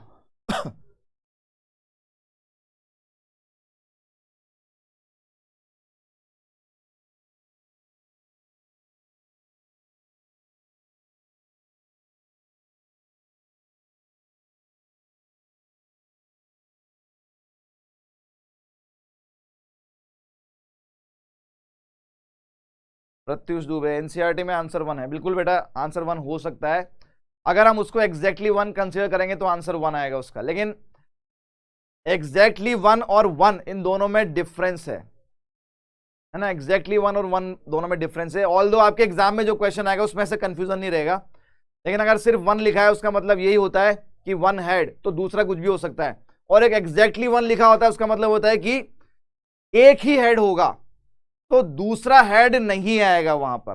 ठीक है, चलिए इस क्वेश्चन की बात करते हैं। तो हमने दोनों इवेंट मान लिए, लैंग्वेज समझ में आ गया कि कंडीशन प्रोबेबिलिटी का सवाल है। हमें निकालना क्या है? Now we need to find PE by F। ये वाला इवेंट हो चुका है, गिवन दैट के बाद है तो हो चुका है, और इस इवेंट की प्रोबेबिलिटी हमें निकालनी है। ठीक है, तो ये हो जाएगा PE intersection F upon PF। PE intersection F का मतलब है कि दोनों को मर्ज करके जो इवेंट बनेगा, और यहां पर PF का मतलब क्या है? PF हम सिर्फ इसकी बात कर रहे हैं, तो सबसे पहले हमें चाहिए इसका सैंपल स्पेस। तो यहां पर आपको सैंपल स्पेस भी लिखना होगा, और सबसे पहले वही लिखना होगा। ठीक है, तो यहां पर हम लिखेंगे इसका सैंपल स्पेस। सैंपल स्पेस क्या है? अब फैमिली हैज 2 चिल्ड्रन, एक फैमिली में 2 चिल्ड्रन है। तो देखिए क्या क्या कॉम्बिनेशन बन सकते हैं। कॉम्बिनेशन ये हो सकता है कि वहां पर पहला जो है लड़का रहा होगा, दूसरी लड़की है, या पहला लड़का दूसरा भी लड़का, या पहली है लड़की दूसरा लड़का, या पहली भी लड़की दूसरी भी लड़की। 4 कॉम्बिनेशन बन सकते हैं। अगर एक फैमिली में 2 बच्चे हैं तो ये 4 कॉम्बिनेशन। सबसे पहले आपको सैंपल स्पेस लिखना है, लिख दिया सर। उसके बाद लैंग्वेज पढ़ के आपको समझ में आएगा कि हाँ कंडीशन प्रोबेबिलिटी का सवाल है, हाँ सर। उसके बाद हमने इवेंट E और F मान लिए सर। फॉर्मूला लिख दिया सर। अब मुझे ये निकालना है, देखें आप, और ये हर एक स्टेप का आपको मार्क्स वहां पर मिलता जाएगा। PE इंटरसेक्शन F, उससे पहले PF की बात करते हैं, इजी वालों को पहले पकड़ते हैं। PF देखें आप, PF क्या कह रहा है? At least one of them is a boy. उनमें से कम से कम एक लड़का होना चाहिए, कम से कम। तो ज्यादा से ज्यादा क्या होता है? दोनों लड़के हो जाएं, तो कम से कम एक लड़का, इसमें एक लड़का है, इसमें भी एक लड़का है, और ज्यादा से ज्यादा दोनों लड़के भी हो सकते हैं। तो ये वाला केस भी यहां पर कंसीडर करेंगे। तो हमारे फेवरेबल केस कितने हो गए? ये वाला हो गया, ये वाला हो गया, और ये वाला हो गया, राइट। फेवरेबल केस ये तीनों हो गए। तो यहां पर आएगा 3 बाय टोटल केस 4। अब आप ऊपर वाले पे आते हैं, PE intersection F। E intersection F का मतलब दोनों को मिला दो। Both the children are boys, at least one of them is a boy. अगर इन दोनों को मैं मिलाता हूं तो मेरे पास सिर्फ यही केस आता है। ये वाला जो केस है ये इसको सेटिस्फाई कर रहा है, both the children are boys, और इसको भी कर रहा है कि एटलीस्ट वन, उनमें कम से कम एक लड़का होना चाहिए। बिल्कुल है, दोनों ही लड़के हैं। तो ये वो वाला केस है, तो दोनों का कॉम्बिनेशन है। ये दोनों को सेटिस्फाई कर रहा है, इसलिए यहां पर आएगा 1/4। तो फाइनल आंसर होगा 1/3। थोड़ा सा ई इंटरसेक्शन एफ में शायद कंफ्यूजन लग रहा है मुझे, शायद कंफ्यूजन लग रहा है। ठीक है, देखिए पी, सबसे पहले हमने पी एफ निकाला। पी एफ क्या कह रहा है कि कम से कम एक लड़का होना चाहिए, जो दो बच्चे हैं उनमें कम से कम एक लड़का होना चाहिए। अब कम से कम का मतलब क्या होता है? कम से कम का मतलब होता है कि ज्यादा से ज्यादा केस भी यहां पे लेना पड़ेगा। उन्होंने तो मिनिमम कंडीशन बता दी, मिनिमम रिक्वायरमेंट बता दी, कम से कम एक लड़का, तो दो लड़के भी हो सकते हैं। ठीक है, सैंपल स्पेस में यहां पर ऑर्डर मैटर करेगा। पहला लड़का है, दूसरी लड़की है, ये ऑर्डर भी मैटर करेगा। जब भी दो बच्चों की बात आएगी आपको ऑर्डर के हिसाब से लिखना पड़ेगा। पहला लड़का है, दूसरी लड़की है, ये सब भी करना पड़ेगा, मतलब बड़ा छोटा एज वाइज, इसलिए मैंने ऐसे लिखा है। नहीं तो ये दोनों केस अगर ऑर्डर नहीं होता तो ये दोनों केस एक ही हो जाते, लेकिन हम एक नहीं होंगे, सेम कंसीडर नहीं करेंगे, ऑर्डर मैटर करेगा। तो एटलीस्ट वन बॉय, कम से कम एक लड़का, तो तीन केस आ रहे हैं उसमें। और ऊपर है कि कम से कम एक लड़का होना चाहिए, दोनों लड़के होने चाहिए, दोनों का कॉम्बिनेशन यही वाला केस है। तो 1/4 इसलिए 1/3। राइट, चले आगे। अगला क्वेश्चन देखें। 2020 में जिन क्वेश्चन के सामने ये ईयर लिखा है, ये है आपके प्रीवियस ईयर क्वेश्चंस। तो देखिए 2020 में एक क्वेश्चन आया हुआ है, आइए इसको टारगेट करते हैं। Right, a card is picked eight random from a pack of 52 playing cards. तो हमारे पास जो सैंपल स्पेस है उसमें हमारे पास 52 कार्ड्स हैं, 52 प्लेइंग कार्ड्स वी हैव। ठीक है, अब देखिए यहां पर इसने घुमा दिया, यहां घुमा दिया, आगे देखिए, given that picked card is A queen, find the probability. जहां फाइंड द प्रोबेबिलिटी पहले लिखा होता था, इसने उसको पीछे लिख दिया और गिवन दैट को पहले लिख दिया, घुमा दिया उसने, ताकि आप कंफ्यूज हो जाए। कंफ्यूज नहीं होना है। फाइंड द प्रोबेबिलिटी, ये वो वाला इवेंट है जो अब होना है। गिवन दैट, ये वो वाला इवेंट है जो हो चुका है, तो हम इवेंट अज्यूम करेंगे let event E. Event E क्या होगा? फाइंड द प्रोबेबिलिटी के बाद जो लिखा है, card is a card of spade, drawn card is spade, जो ड्रॉन कार्ड है वो स्पेड है। इवेंट एफ, वो इवेंट जो गिवन दैट के बाद में लिखा है, वो इवेंट जो हो चुका है। Given that picked card is queen, drawn card is queen.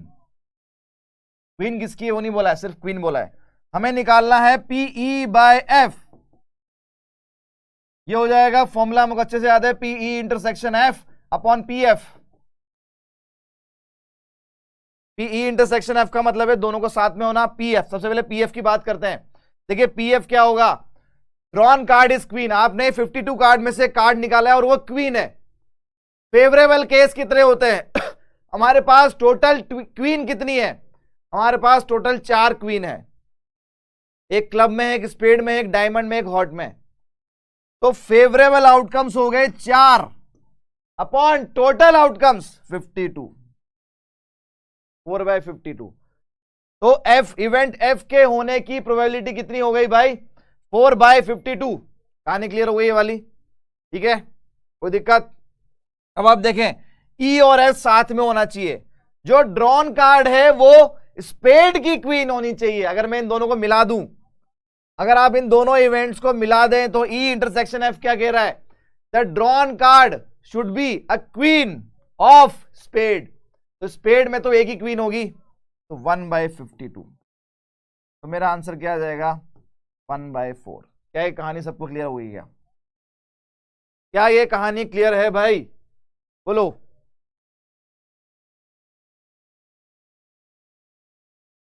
हाँ जी, इंटरसेक्शन में कंफ्यूज नहीं होना, इंटरसेक्शन में कंफ्यूज नहीं होना।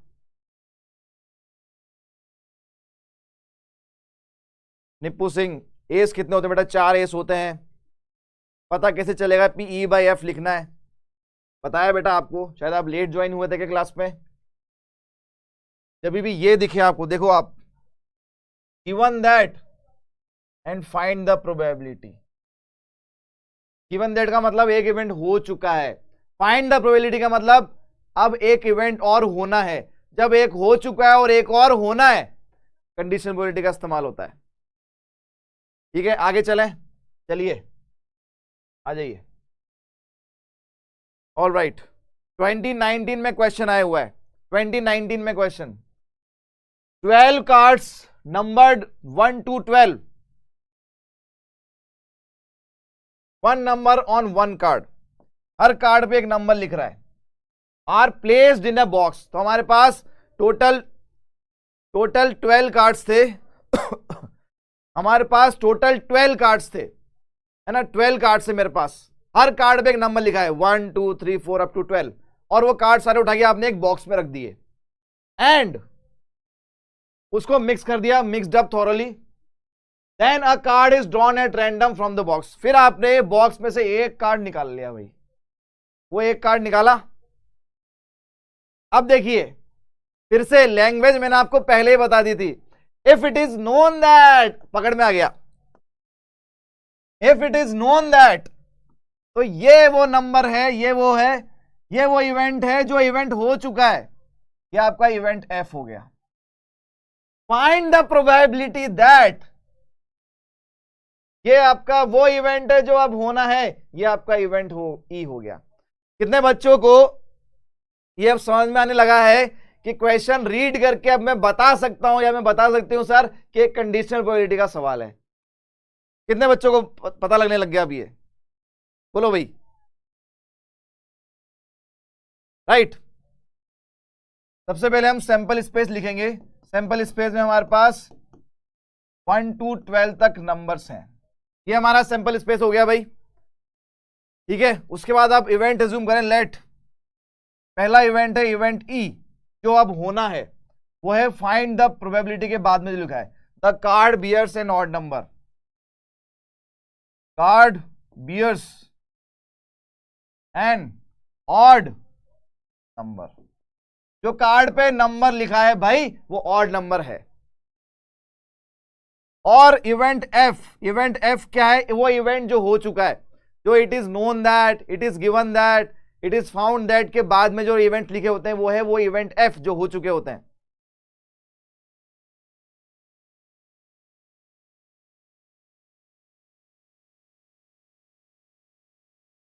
ऑल राइट, चलिए तो देखिए, if it is known that, ये वाला इवेंट एफ है, number on the drawn card is greater then 5, number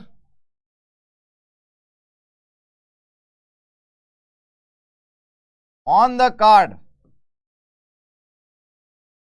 is greater than 5। ठीक है, ये हमने दोनों इवेंट एज्यूम कर लिए, ये इवेंट अब होना है, ये हो चुका है, तो हमें निकालना है पी ई बाय एफ। जो हो चुका है उसको नीचे लिखते हैं, जो होना है वो ऊपर लिखते हैं। फॉर्मूला है दोनों इवेंट के साथ में होने की probability whole divided by event F के साथ में होने, इवेंट एफ के होने की प्रोबेबिलिटी। सबसे पहले हम अभी तक यही करते आ रहे हैं, हम सबसे पहले एफ पे टारगेट करते हैं, तो एफ पे टारगेट करेंगे। Number on the card is 5, greater than 5। Number on the card, जो कार्ड आपने निकाला है उसमें जो नंबर आएगा वो 5 से बड़ा होना चाहिए। तो नंबर क्या क्या हो सकता है? नंबर हो सकता है 6 हो सकता है सर, 7 हो सकता है, 8 हो सकता है, 9 हो सकता है, 10 हो सकता है, 11 हो सकता है, 12 हो सकता है। हमारे पास कितनी पॉसिबिलिटी हो गई? 7 पॉसिबिलिटी। तो ये हो जाएगा 7 बाय टोटल पॉसिबिलिटी या टोटल आउटकम्स कितने हैं? 12। तो अगर कार्ड पे नंबर 5 से ज्यादा है तो 6 से लेकर 12 तक काउंट कर लो, टोटल 7 नंबर्स हैं, तो 7 बाय टोटल नंबर्स हैं 12। क्लियर? ऑल राइट, अब ई इंटरसेक्शन एफ, इवेंट ई और इवेंट एफ के साथ में होने की प्रोबेबिलिटी, दोनों स्टेटमेंट को मिला दो। ये मर्ज जो करते हैं ना, ये है सबसे बड़ा टास्क, यहीं पर होती है गलती। देखिए, नंबर कार्ड पे नंबर 5 से बड़ा होना चाहिए और ऑड नंबर होना चाहिए। इन दोनों को अगर मैं मिलाऊं तो क्या होगा? कार्ड पे नंबर 5 से बड़ा होना चाहिए और ऑड नंबर। तो 5 से बड़े अभी अभी हमने काउंट किए थे, देखो आप 5 से बड़े कौन से नंबर है? 6, 7, 8, 9, 10, 11 और 12। इसमें से ऑड कितने हैं भाई? सर 7 है, 9 है और 11 है, 3 नंबर ऑड नंबर है इसमें। तो E इंटरसेक्शन F, E और F का इंटरसेक्शन 5 से बड़ा होना चाहिए और ऑड नंबर होना चाहिए। फेवरेबल आउटकम कितने हैं भाई? 3 है फेवरेबल आउटकम। तो 3/12, 12 से 12 गया, कितना आ गया? 3/7। जितने बच्चों का 3/7 आया है बिल्कुल सही जवाब। जितने बच्चों को और भी आंसर मैं देख पा रहा हूं, किसी का 3/12 भी आ रहा है, लेकिन बहुत सारे ज्यादातर बच्चों का 3/7 आ गया। दैट इज रियली गुड यार, बहुत बढ़िया बहुत बढ़िया बहुत बढ़िया। नोबिता का आंसर नहीं आया। नोबिता भी है हमारे बीच में यहाँ पर। नोबिता जो है वो पोगो चैनल छोड़कर हमारे यहीं पर है, वो भी प्रोबेबिलिटी सीख रहा है। मैंने अभी भी नाम देखा उसका। चलिए आगे बढ़ते हैं। देखिए नेक्स्ट, अगले क्वेश्चन पे जाइए भाई। A die is thrown twice and the sum of the numbers appearing on the die is observed to be 6. सबसे पहले आप मुझे बताइए इस क्वेश्चन को रीड करके, क्या ये कंडीशनल प्रोबेबिलिटी का सवाल है? क्या एनसीईआरटी का क्वेश्चन है? वैसे तो बच्चों ने कर रखा होगा, तुरंत आंसर आ जाएगा। अभी सर इसका आंसर ये है। आप क्या पूछ रहे हो सर? कंडीशनल प्रोबेबिलिटी का सवाल है, ये आप तो आंसर पकड़ो। मैं एनसीईआरटी खोल के बैठा हूं, तुरंत चेक करता हूं पीछे आंसर की। मैं चेक करता हूं आंसर, ये लो सर आंसर। आंसर नहीं चाहिए मुझे ये मैंने आपसे ये पूछा है, क्या ये कंडीशनल प्रोबेबिलिटी का सवाल है? क्या यहां पर ये बोला जा रहा है डाई इज थ्रोन ट्वाइस, एक डाई को आपने 2 बार थ्रो किया है। फेवरेबल आउटकम हम सभी को पता है, फेवरेबल नहीं total outcome, sorry total outcome 1,1 से 1,6, 2,1 से 2,6, 3,1, 4,1, 5,1, 6,1, ये 3,6, 4,6, 5,6, 6,6, ये हमारे फेवरेबल टोटल आउटकम्स 36। मेरा सवाल ये है कि क्या ये कंडीशनल प्रोबेबिलिटी दिव्यांशु ने बोला कि सर टॉपिक कंडीशनल प्रोबेबिलिटी लिखा हुआ है तो सर उसी का हो गया क्या? सर आप भी मजे ले रहे हो? बिल्कुल। और सर क्वेश्चन में भी लिखा है। अगर मान लो कि यहां पर सिर्फ ये लिखा होता है, then what is the probability that number 4 has appeared at least once. मान लो कि ये नहीं लिखा है, चलो उसको मैं गायब करता हूं। मान लो ये नहीं लिखा है, कैसे पता लगेगा सर ये कंडीशनल प्रोबेबिलिटी का सवाल है कि नहीं है? चलो मैंने हटा दिया। तो यहां पर मैंने आपको बोला ना, कंडीशनल प्रोबेबिलिटी का मीनिंग क्या है? एक इवेंट हो चुका है और दूसरा अब होना है। देखिए आप यहां पर साफ साफ लिखा हुआ है, साफ साफ यहां पे लिखा है a die is thrown twice, 36 outcomes आ गए। The sum of the numbers appearing is observe to be 6। तो देखिए ये वाला इवेंट तो हो गया, जो 2 नंबर आए उनके ऊपर जो नंबर आए उनका सम जो है वो 6 वो तो आ चुका है। What is the probability that the number 4 has appeared at least once. तो ये इवेंट अब होना है। तो यहां पर वापस से इवेंट ई और इवेंट एफ हमें एज्यूम करना है। इवेंट ई है number 4 has appeared at least once.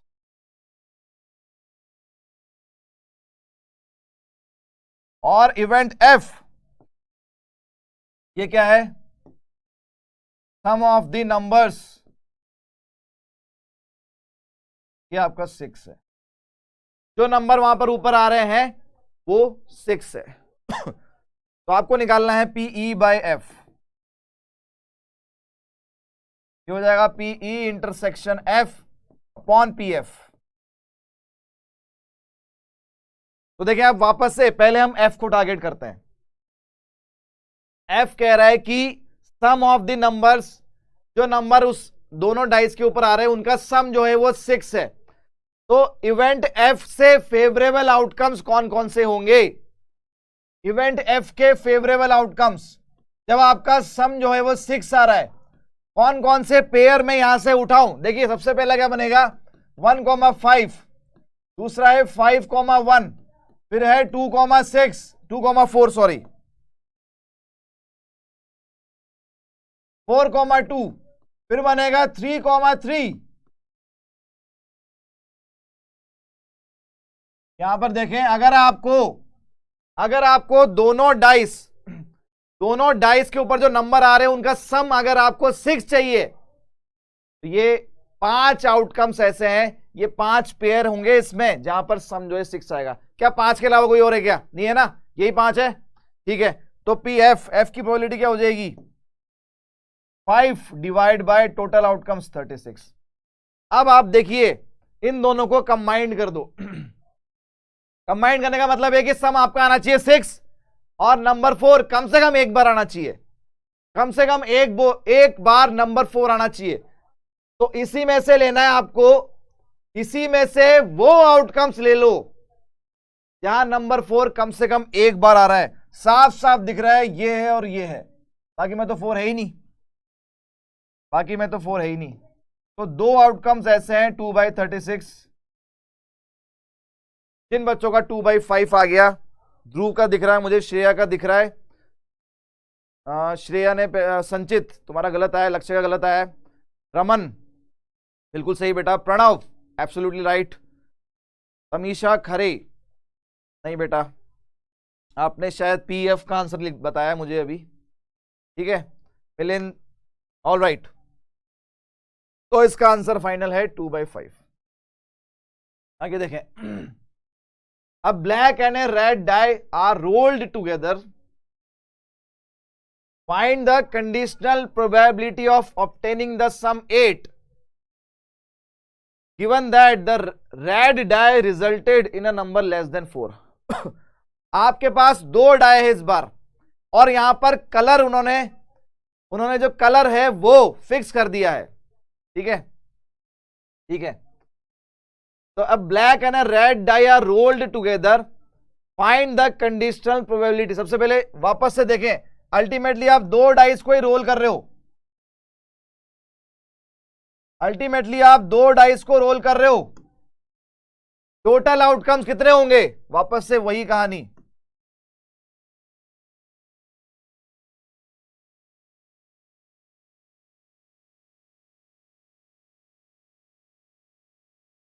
Total वापस से वही 36 outcomes, right,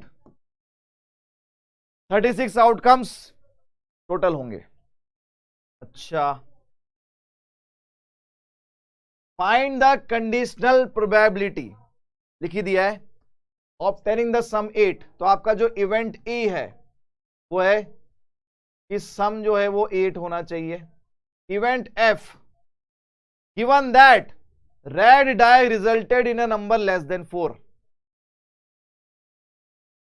Number on red die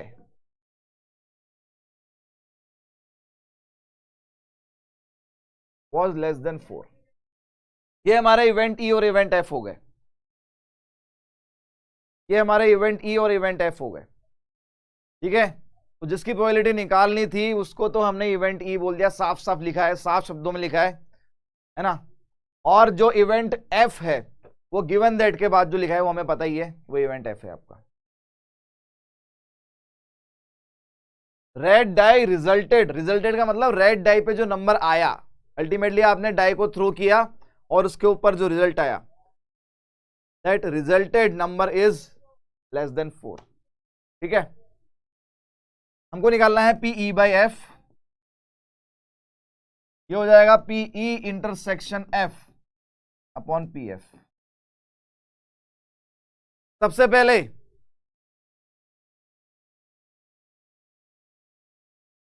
पहले इवेंट एफ के होने की प्रोबेबिलिटी, इवेंट एफ अकेला इवेंट एफ होगा कि number on the red die is less than 4।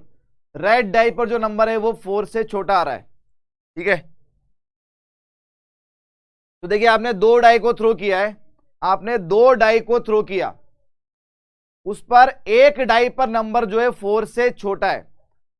अच्छा, तो कितने आउटकम्स पीएफ में फेवरेबल आउटकम्स कितने होंगे?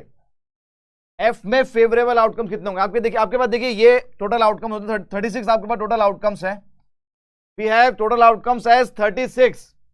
इसमें से आप मुझे वो पेयर निकाल के बताएं जहां पर एक नंबर, कोई भी एक नंबर, आप वो आगे वाला लो या पीछे वाला लो, वो 4 से छोटा है।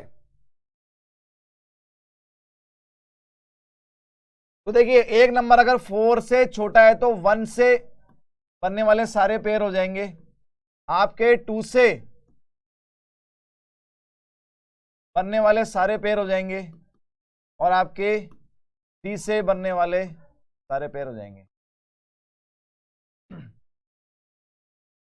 एक नंबर 4 से छोटा होना चाहिए। तो ये टोटल 18 आउटकम्स ये इवेंट एफ के लिए है, 18 आउटकम्स। तो एफ पी एफ हो गया 18 बाय टोटल आउटकम्स 36, 18 बाय 36। ठीक है, अब आप बोलेंगे सर देखिए हम यहां पर मेरा एक सवाल है आपसे कि सर आपने 2,1 लिया तो 1,2 क्यों नहीं लिया? अगर हम 2,1 को ले रहे हैं तो हमने 1,2 को क्यों नहीं लिया? तो 1,2 इसी में आ गया आगे, 3,1 है तो 1,3 भी आ गया होगा इसमें, तो वो इसी में इंक्लूड हो गए, है ना, वो सारे इसी में इंक्लूड हो गए। तो यही है वो, इसके अलावा नहीं है कुछ भी। अच्छा, अब हम ई इंटरसेक्शन एफ पर आते हैं। ई इंटरसेक्शन एफ, सम आपका 8 होना चाहिए और नंबर लेस देन 4। तो इन पेयर्स में से वो पेयर आप छांट लो जहां पर सम आपका 8 है। तो इन पेयर्स में से वो पेयर आपको छांटने हैं जहां पर आपका सम जो है 8 आएगा। देखिए यहां पर कहीं जाकर आगे, यहां पर आगे जाकर नहीं, इसमें एक तो 2,6 हमें दिख रहा है, और बताइए 2,6 दिख रहा है, और क्या दिख रहा है जहां पर सम आपका 8 है? 3,5 दिखेगा यहां पर, और क्या और कोई पेयर दिखेगा?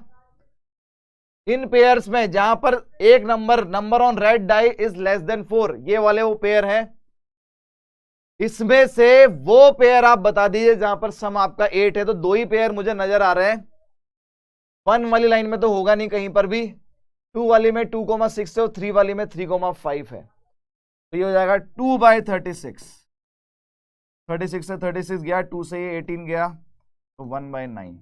तो मेरा फाइनल आंसर क्या आएगा? 1 बाय 9, 1 बाय 9 बिल्कुल। मिलिंद, प्रियांशी, श्रुषि, रुद्रा, आशीष, आयुष, मयंक, आंसर आया बहुत सारे बच्चों का। तो 1 बाय 9 जो होगा वो होगा करेक्ट आंसर इसका। ठीक है, चलिए आगे देखें। अगेन एक और PYQ क्वेश्चन है, 2014 में आया है। Consider the experiment of tossing a coin if coin shows head. देखिए ये वाला क्वेश्चन, ऐसा क्वेश्चन आपके एनसीईआरटी में दे रखा है और उसी में थोड़ा सा चेंज करके एग्जाम में क्वेश्चन आ गया। If the coin shows head toss it again. देखिए आपके पास इवेंट क्या है, इवेंट ई में मान लू। ऐसे केस में हम क्या करते हैं, ऐसे केस में हम क्या करते हैं कि सबसे पहले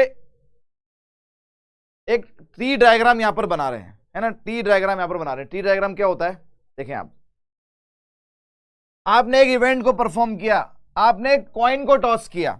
कॉइन को टॉस करने पर या तो हेड आएगा या टेल आएगा, है ना। कंसीडर द एक्सपेरिमेंट, ये आपका एक्सपेरिमेंट है, टॉसिंग अ कॉइन। एक कॉइन को आपने टॉस किया। If the coin shows head, अगर कॉइन शोज हेड, कॉइन अगर हेड शो कर रहा है तो टॉस इट अगेन। तो आपने फिर से टॉस किया, या तो हेड आएगा या टेल आएगा। यहीं पर कहानी खत्म हो गई, कहानी यहीं पर खत्म हो गई। लेकिन अगर यहां पर टेल आ रहा है, उस कॉइन को टॉस करने पर टेल आया, तो फिर आपके हाथ में एक डाई थी, आपने डाई को थ्रो कर दिया। तो टेल आने पर आपने डाई को थ्रो कर दिया, तो 6 पॉसिबिलिटी है हमारे पास।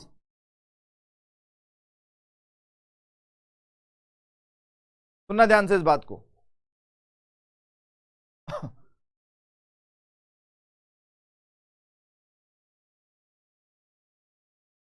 सिद्धांत सर लास्ट क्वेश्चन में 4 वाली लाइन क्यों नहीं लिखी? बेटा वहां पर बोला था नंबर लेस देन 4, 4 से छोटा होना चाहिए, तो 4 को इंक्लूड नहीं कर सकते थे। देखिए तो यहां पर क्या हुआ, आपने एक इवेंट को परफॉर्म किया। इवेंट क्या था, कॉइन को टॉस करना। तो जब आपने कॉइन को टॉस किया तो या तो हेड आएगा या टेल आएगा। उसने बोला अगर हेड आ रहा है तो कॉइन को दोबारा टॉस कर दो और वहीं रुक जाओ। तो हेड आने पे कॉइन को दोबारा टॉस कर दिया, वहीं रुक गए। अगर आपके पास टेल आ रहा है, टेल आने पर फिर एक डाई को थ्रो कर दो। डाई को जब आपने थ्रो किया तो नंबर आएंगे 1 2 3 4 5 6। ये तो हमारी सारी कंडीशन यहां पर जो है। अब देखिए, अब यहां पर देखें, find the conditional probability of the event. तो ये वाला इवेंट आपका ई है, गिवन दैट ये वाला इवेंट आपका एफ है।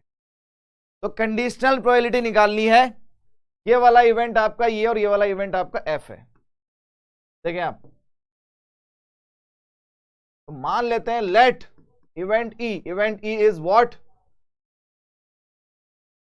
Die show the number greater than 4, number on the die is greater than 4। और इवेंट एफ क्या है आपका, इवेंट एफ साफ साफ दिख रहा है गिवन दैट के बाद में, ये रहा, there is at least one tail, at least one tail, at least one tail. बिल्कुल बेटा Shivam Kaushik, sir is my message visible. बिल्कुल बेटा, मैं सब लोगों के चैट और मैसेज बिल्कुल पढ़ पा रहा हूं, कोई दिक्कत नहीं। कोई भी डाउट हो तुरंत पूछना है आपको, तुरंत। Right, all right. तो ये आपका event E, number on the die, जो कि फाइंड द प्रोबेबिलिटी के बाद में लिखा रहता है, वो नंबर 4 से ज्यादा होना चाहिए। और गिवन दैट के बाद में जो लिखा है वो आपका इवेंट है जो हो चुका है, जिसको हम एफ बोल रहे हैं, एटलीस्ट वन टेल। हमको निकालना है पी ई बाय एफ। ये है P E intersection F upon P F. ठीक है, यहां से हमारा सैंपल स्पेस हम लिख सकते हैं। सैंपल स्पेस क्या होगा, head comma head, head comma tail. तो एक कॉइन को टॉस किया, हेड आ गया तो दोबारा हेड आ सकता है, दोबारा टेल आएगा। जब आपने कॉइन को टॉस किया, टेल आ गया, तो टेल के साथ में या तो फिर डाई को थ्रो किया तो 1 आएगा, या 2 आएगा, या 3 आएगा, या 4 आएगा, या 5 आएगा, या 6 आएगा।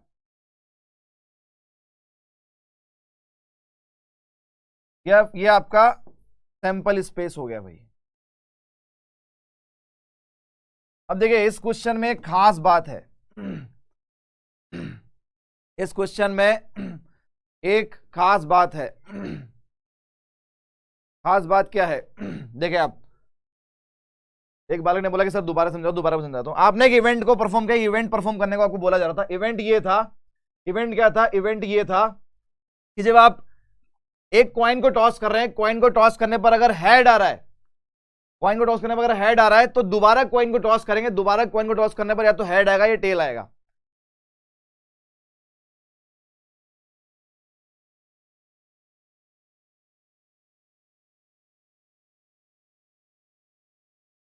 और अगर आपने कॉइन को टॉस किया और टेल आ गया तो आपको एक डाई को थ्रो करना है। डाई को थ्रो करने में 6 पॉसिबिलिटी है। ये हमारा सैंपल स्पेस आ गया। लेकिन अब इस क्वेश्चन में खास बात है, खास बात ये कि आपको इन सभी की प्रोबेबिलिटी अलग से निकालनी होगी। अब मैं इस ट्री डायग्राम को दोबारा बना रहा हूं। आइए, मैंने यहां पर ये बोला, हमने एक एक्सपेरिमेंट को परफॉर्म किया है। हमने कॉइन को टॉस किया, कॉइन को टॉस करने पर हेड आएगा या टेल आएगा। अगर कॉइन को टॉस करने पर हेड आ रहा है उसकी प्रोबेबिलिटी कितनी है, हाफ। टेल आ रहा है तो उसकी भी हाफ ही है। फिर आपने हेड आने पर वापस से कॉइन को टॉस किया तो हेड आएगा या टेल आएगा, तो इसकी प्रोबेबिलिटी भी हाफ है, इसकी भी हाफ है।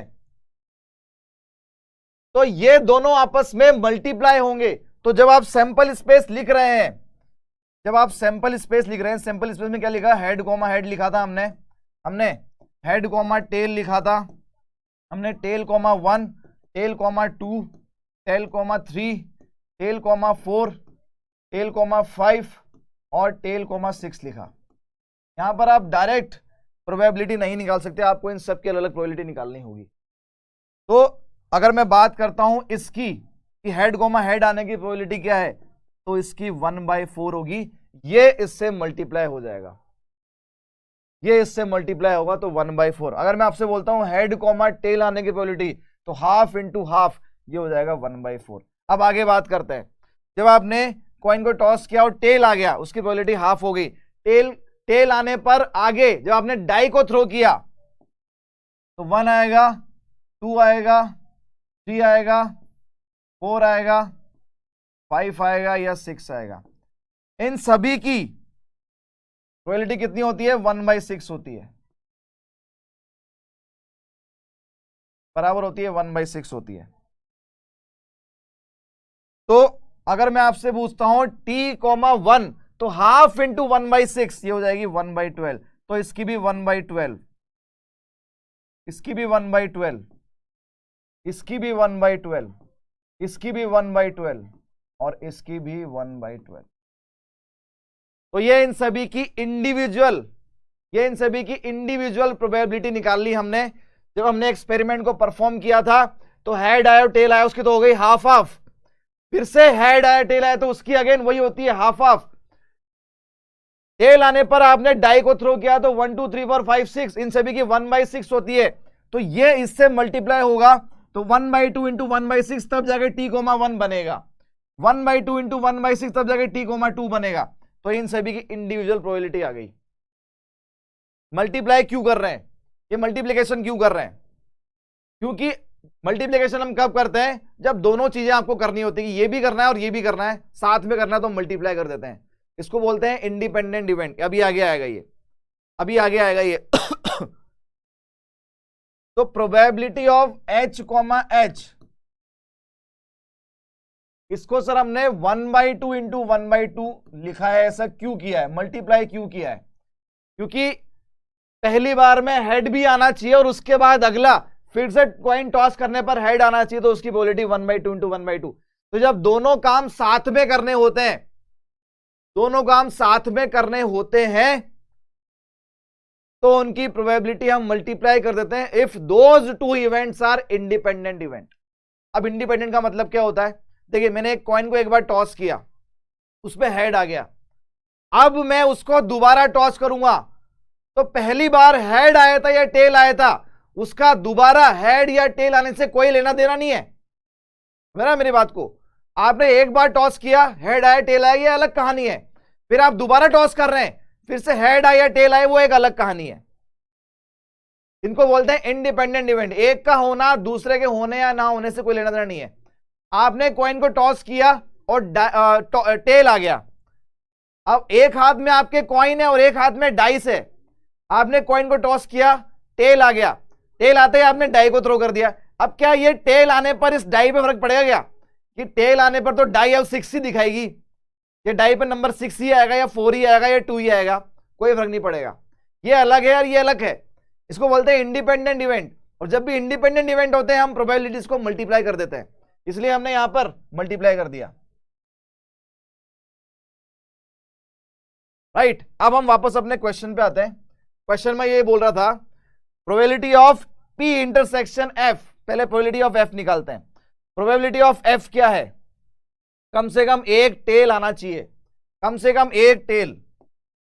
तो देखें आप सैंपल स्पेस पे जाओ, कम से कम एक टेल, कम से कम एक टेल हम मुझे इन सब में दिख रहा है। तो देखिए आप 1/12 plus 1/12 plus 1/12 plus 1/12 plus 1/12 plus 1/12, ये 6 बार तो 1/12 ऐड होगा और प्लस 1/4 प्लस 1/4। तो इसके लिए क्या हो जाएगा? 1/4 प्लस 6 बार 1/12 ऐड हो गया। ये इसकी प्रोबेबिलिटी है। कम से कम एक टेल आने की प्रोबेबिलिटी क्या होगी? या तो head comma tail h comma t आ जाए, या t,1 से लेकर t,6 तक। t,1 से लेकर t,6 तक सबकी प्रोबेबिलिटी 1/12, तो 6 टाइम्स हो गया और इसकी प्रोबेबिलिटी है 1/4। ऊपर देखें number on the dice, dice पे नंबर 4 से ज्यादा होना चाहिए और कम से कम एक टेल आना चाहिए। डाइस पे नंबर 4 से ज्यादा होना चाहिए और कम से कम एक टेल आना चाहिए, दो ही केस हैं, तो 1/12 प्लस 1/12 2/12, तो इस वाले केस में 2/12। इसको आप सॉल्व कर लेंगे, यहीं से आपका आंसर आ जाएगा, ये हो जाएगा 2/9, आंसर आ रहा है 2/9। ये शायद आपके एनसीईआरटी का एग्जाम्पल है और एग्जाम में भी आया हुआ क्वेश्चन है। एनसीईआरटी में एज ए एग्जाम्पल भी आपको दे रखा है और एग्जाम में आया हुआ क्वेश्चन भी है, दोनों है। और ऐसा एक और क्वेश्चन एग्जाम में आया था, बिल्कुल ऐसा ही दिखने वाला, ठीक है, राइट, ऑल राइट। तो ये आपका, अगर ये डायग्राम आप बना लेंगे तो वहां से बहुत इजी हो जाएगा, एग्जाम में भी बना सकते हैं डायग्राम। लास्ट क्वेश्चन, यहीं पर लेक्चर जो है एंड करेंगे। देखें आप, assume that each born child is equally likely to be a boy or a girl if a family has 2 children। ऐसा एक क्वेश्चन हमने किया था अभी, एक फैमिली में 2 बच्चे हैं, अगर 2 बच्चे हैं तो सैंपल स्पेस क्या होगा, बड़ा लड़का है छोटी लड़की है, बड़ी लड़की है छोटा लड़का है, दोनों लड़के हैं या दोनों लड़कियां हैं। What is the conditional probability that both are girls given that? तो इवेंट ई तो इन्होंने फिक्स कर दिया, इवेंट ई तो इन्होंने फिक्स कर दिया, वो क्या है, both are girls, both are girls.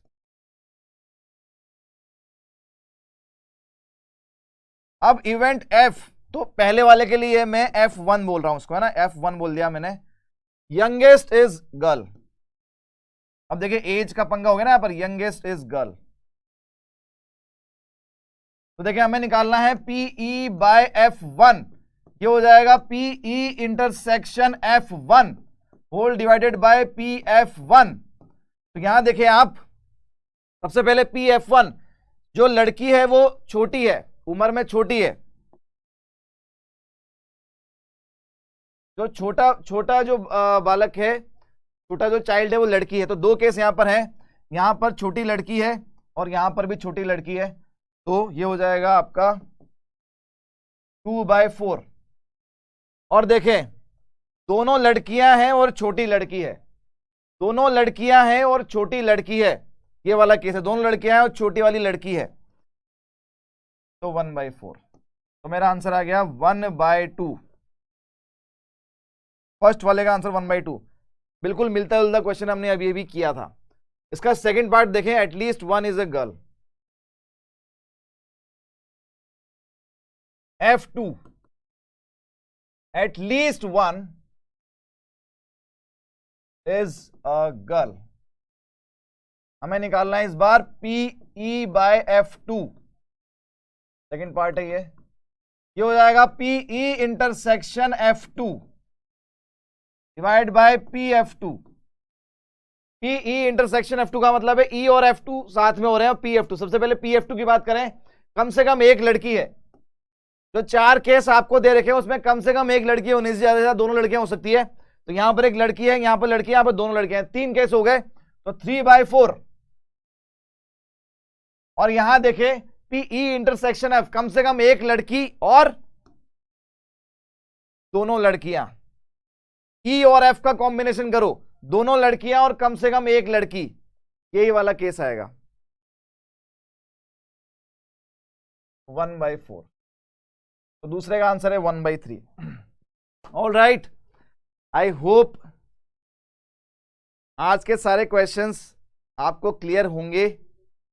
हमने बेसिक से स्टार्ट किया आज का लेक्चर, कंडीशनल प्रोबेबिलिटी के बहुत सारे क्वेश्चंस कर दिए। चलिए आपके लिए होमवर्क, एज ए होमवर्क मैं एक क्वेश्चन छोड़ के जा रहा हूं, ये वाला क्वेश्चन है कंडीशनल प्रोबेबिलिटी का।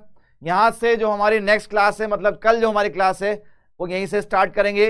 अभी इसमें कंडीशनल प्रोबेबिलिटी के बाद इंडिपेंडेंट इवेंट्स आएगा, फिर 2 most important topic, theorems, total probability theorem और बेस थ्योरम, जहां पर सबसे ज्यादा क्वेश्चन वहीं से पूछे जा रहे हैं, उसके बारे में भी बात करेंगे।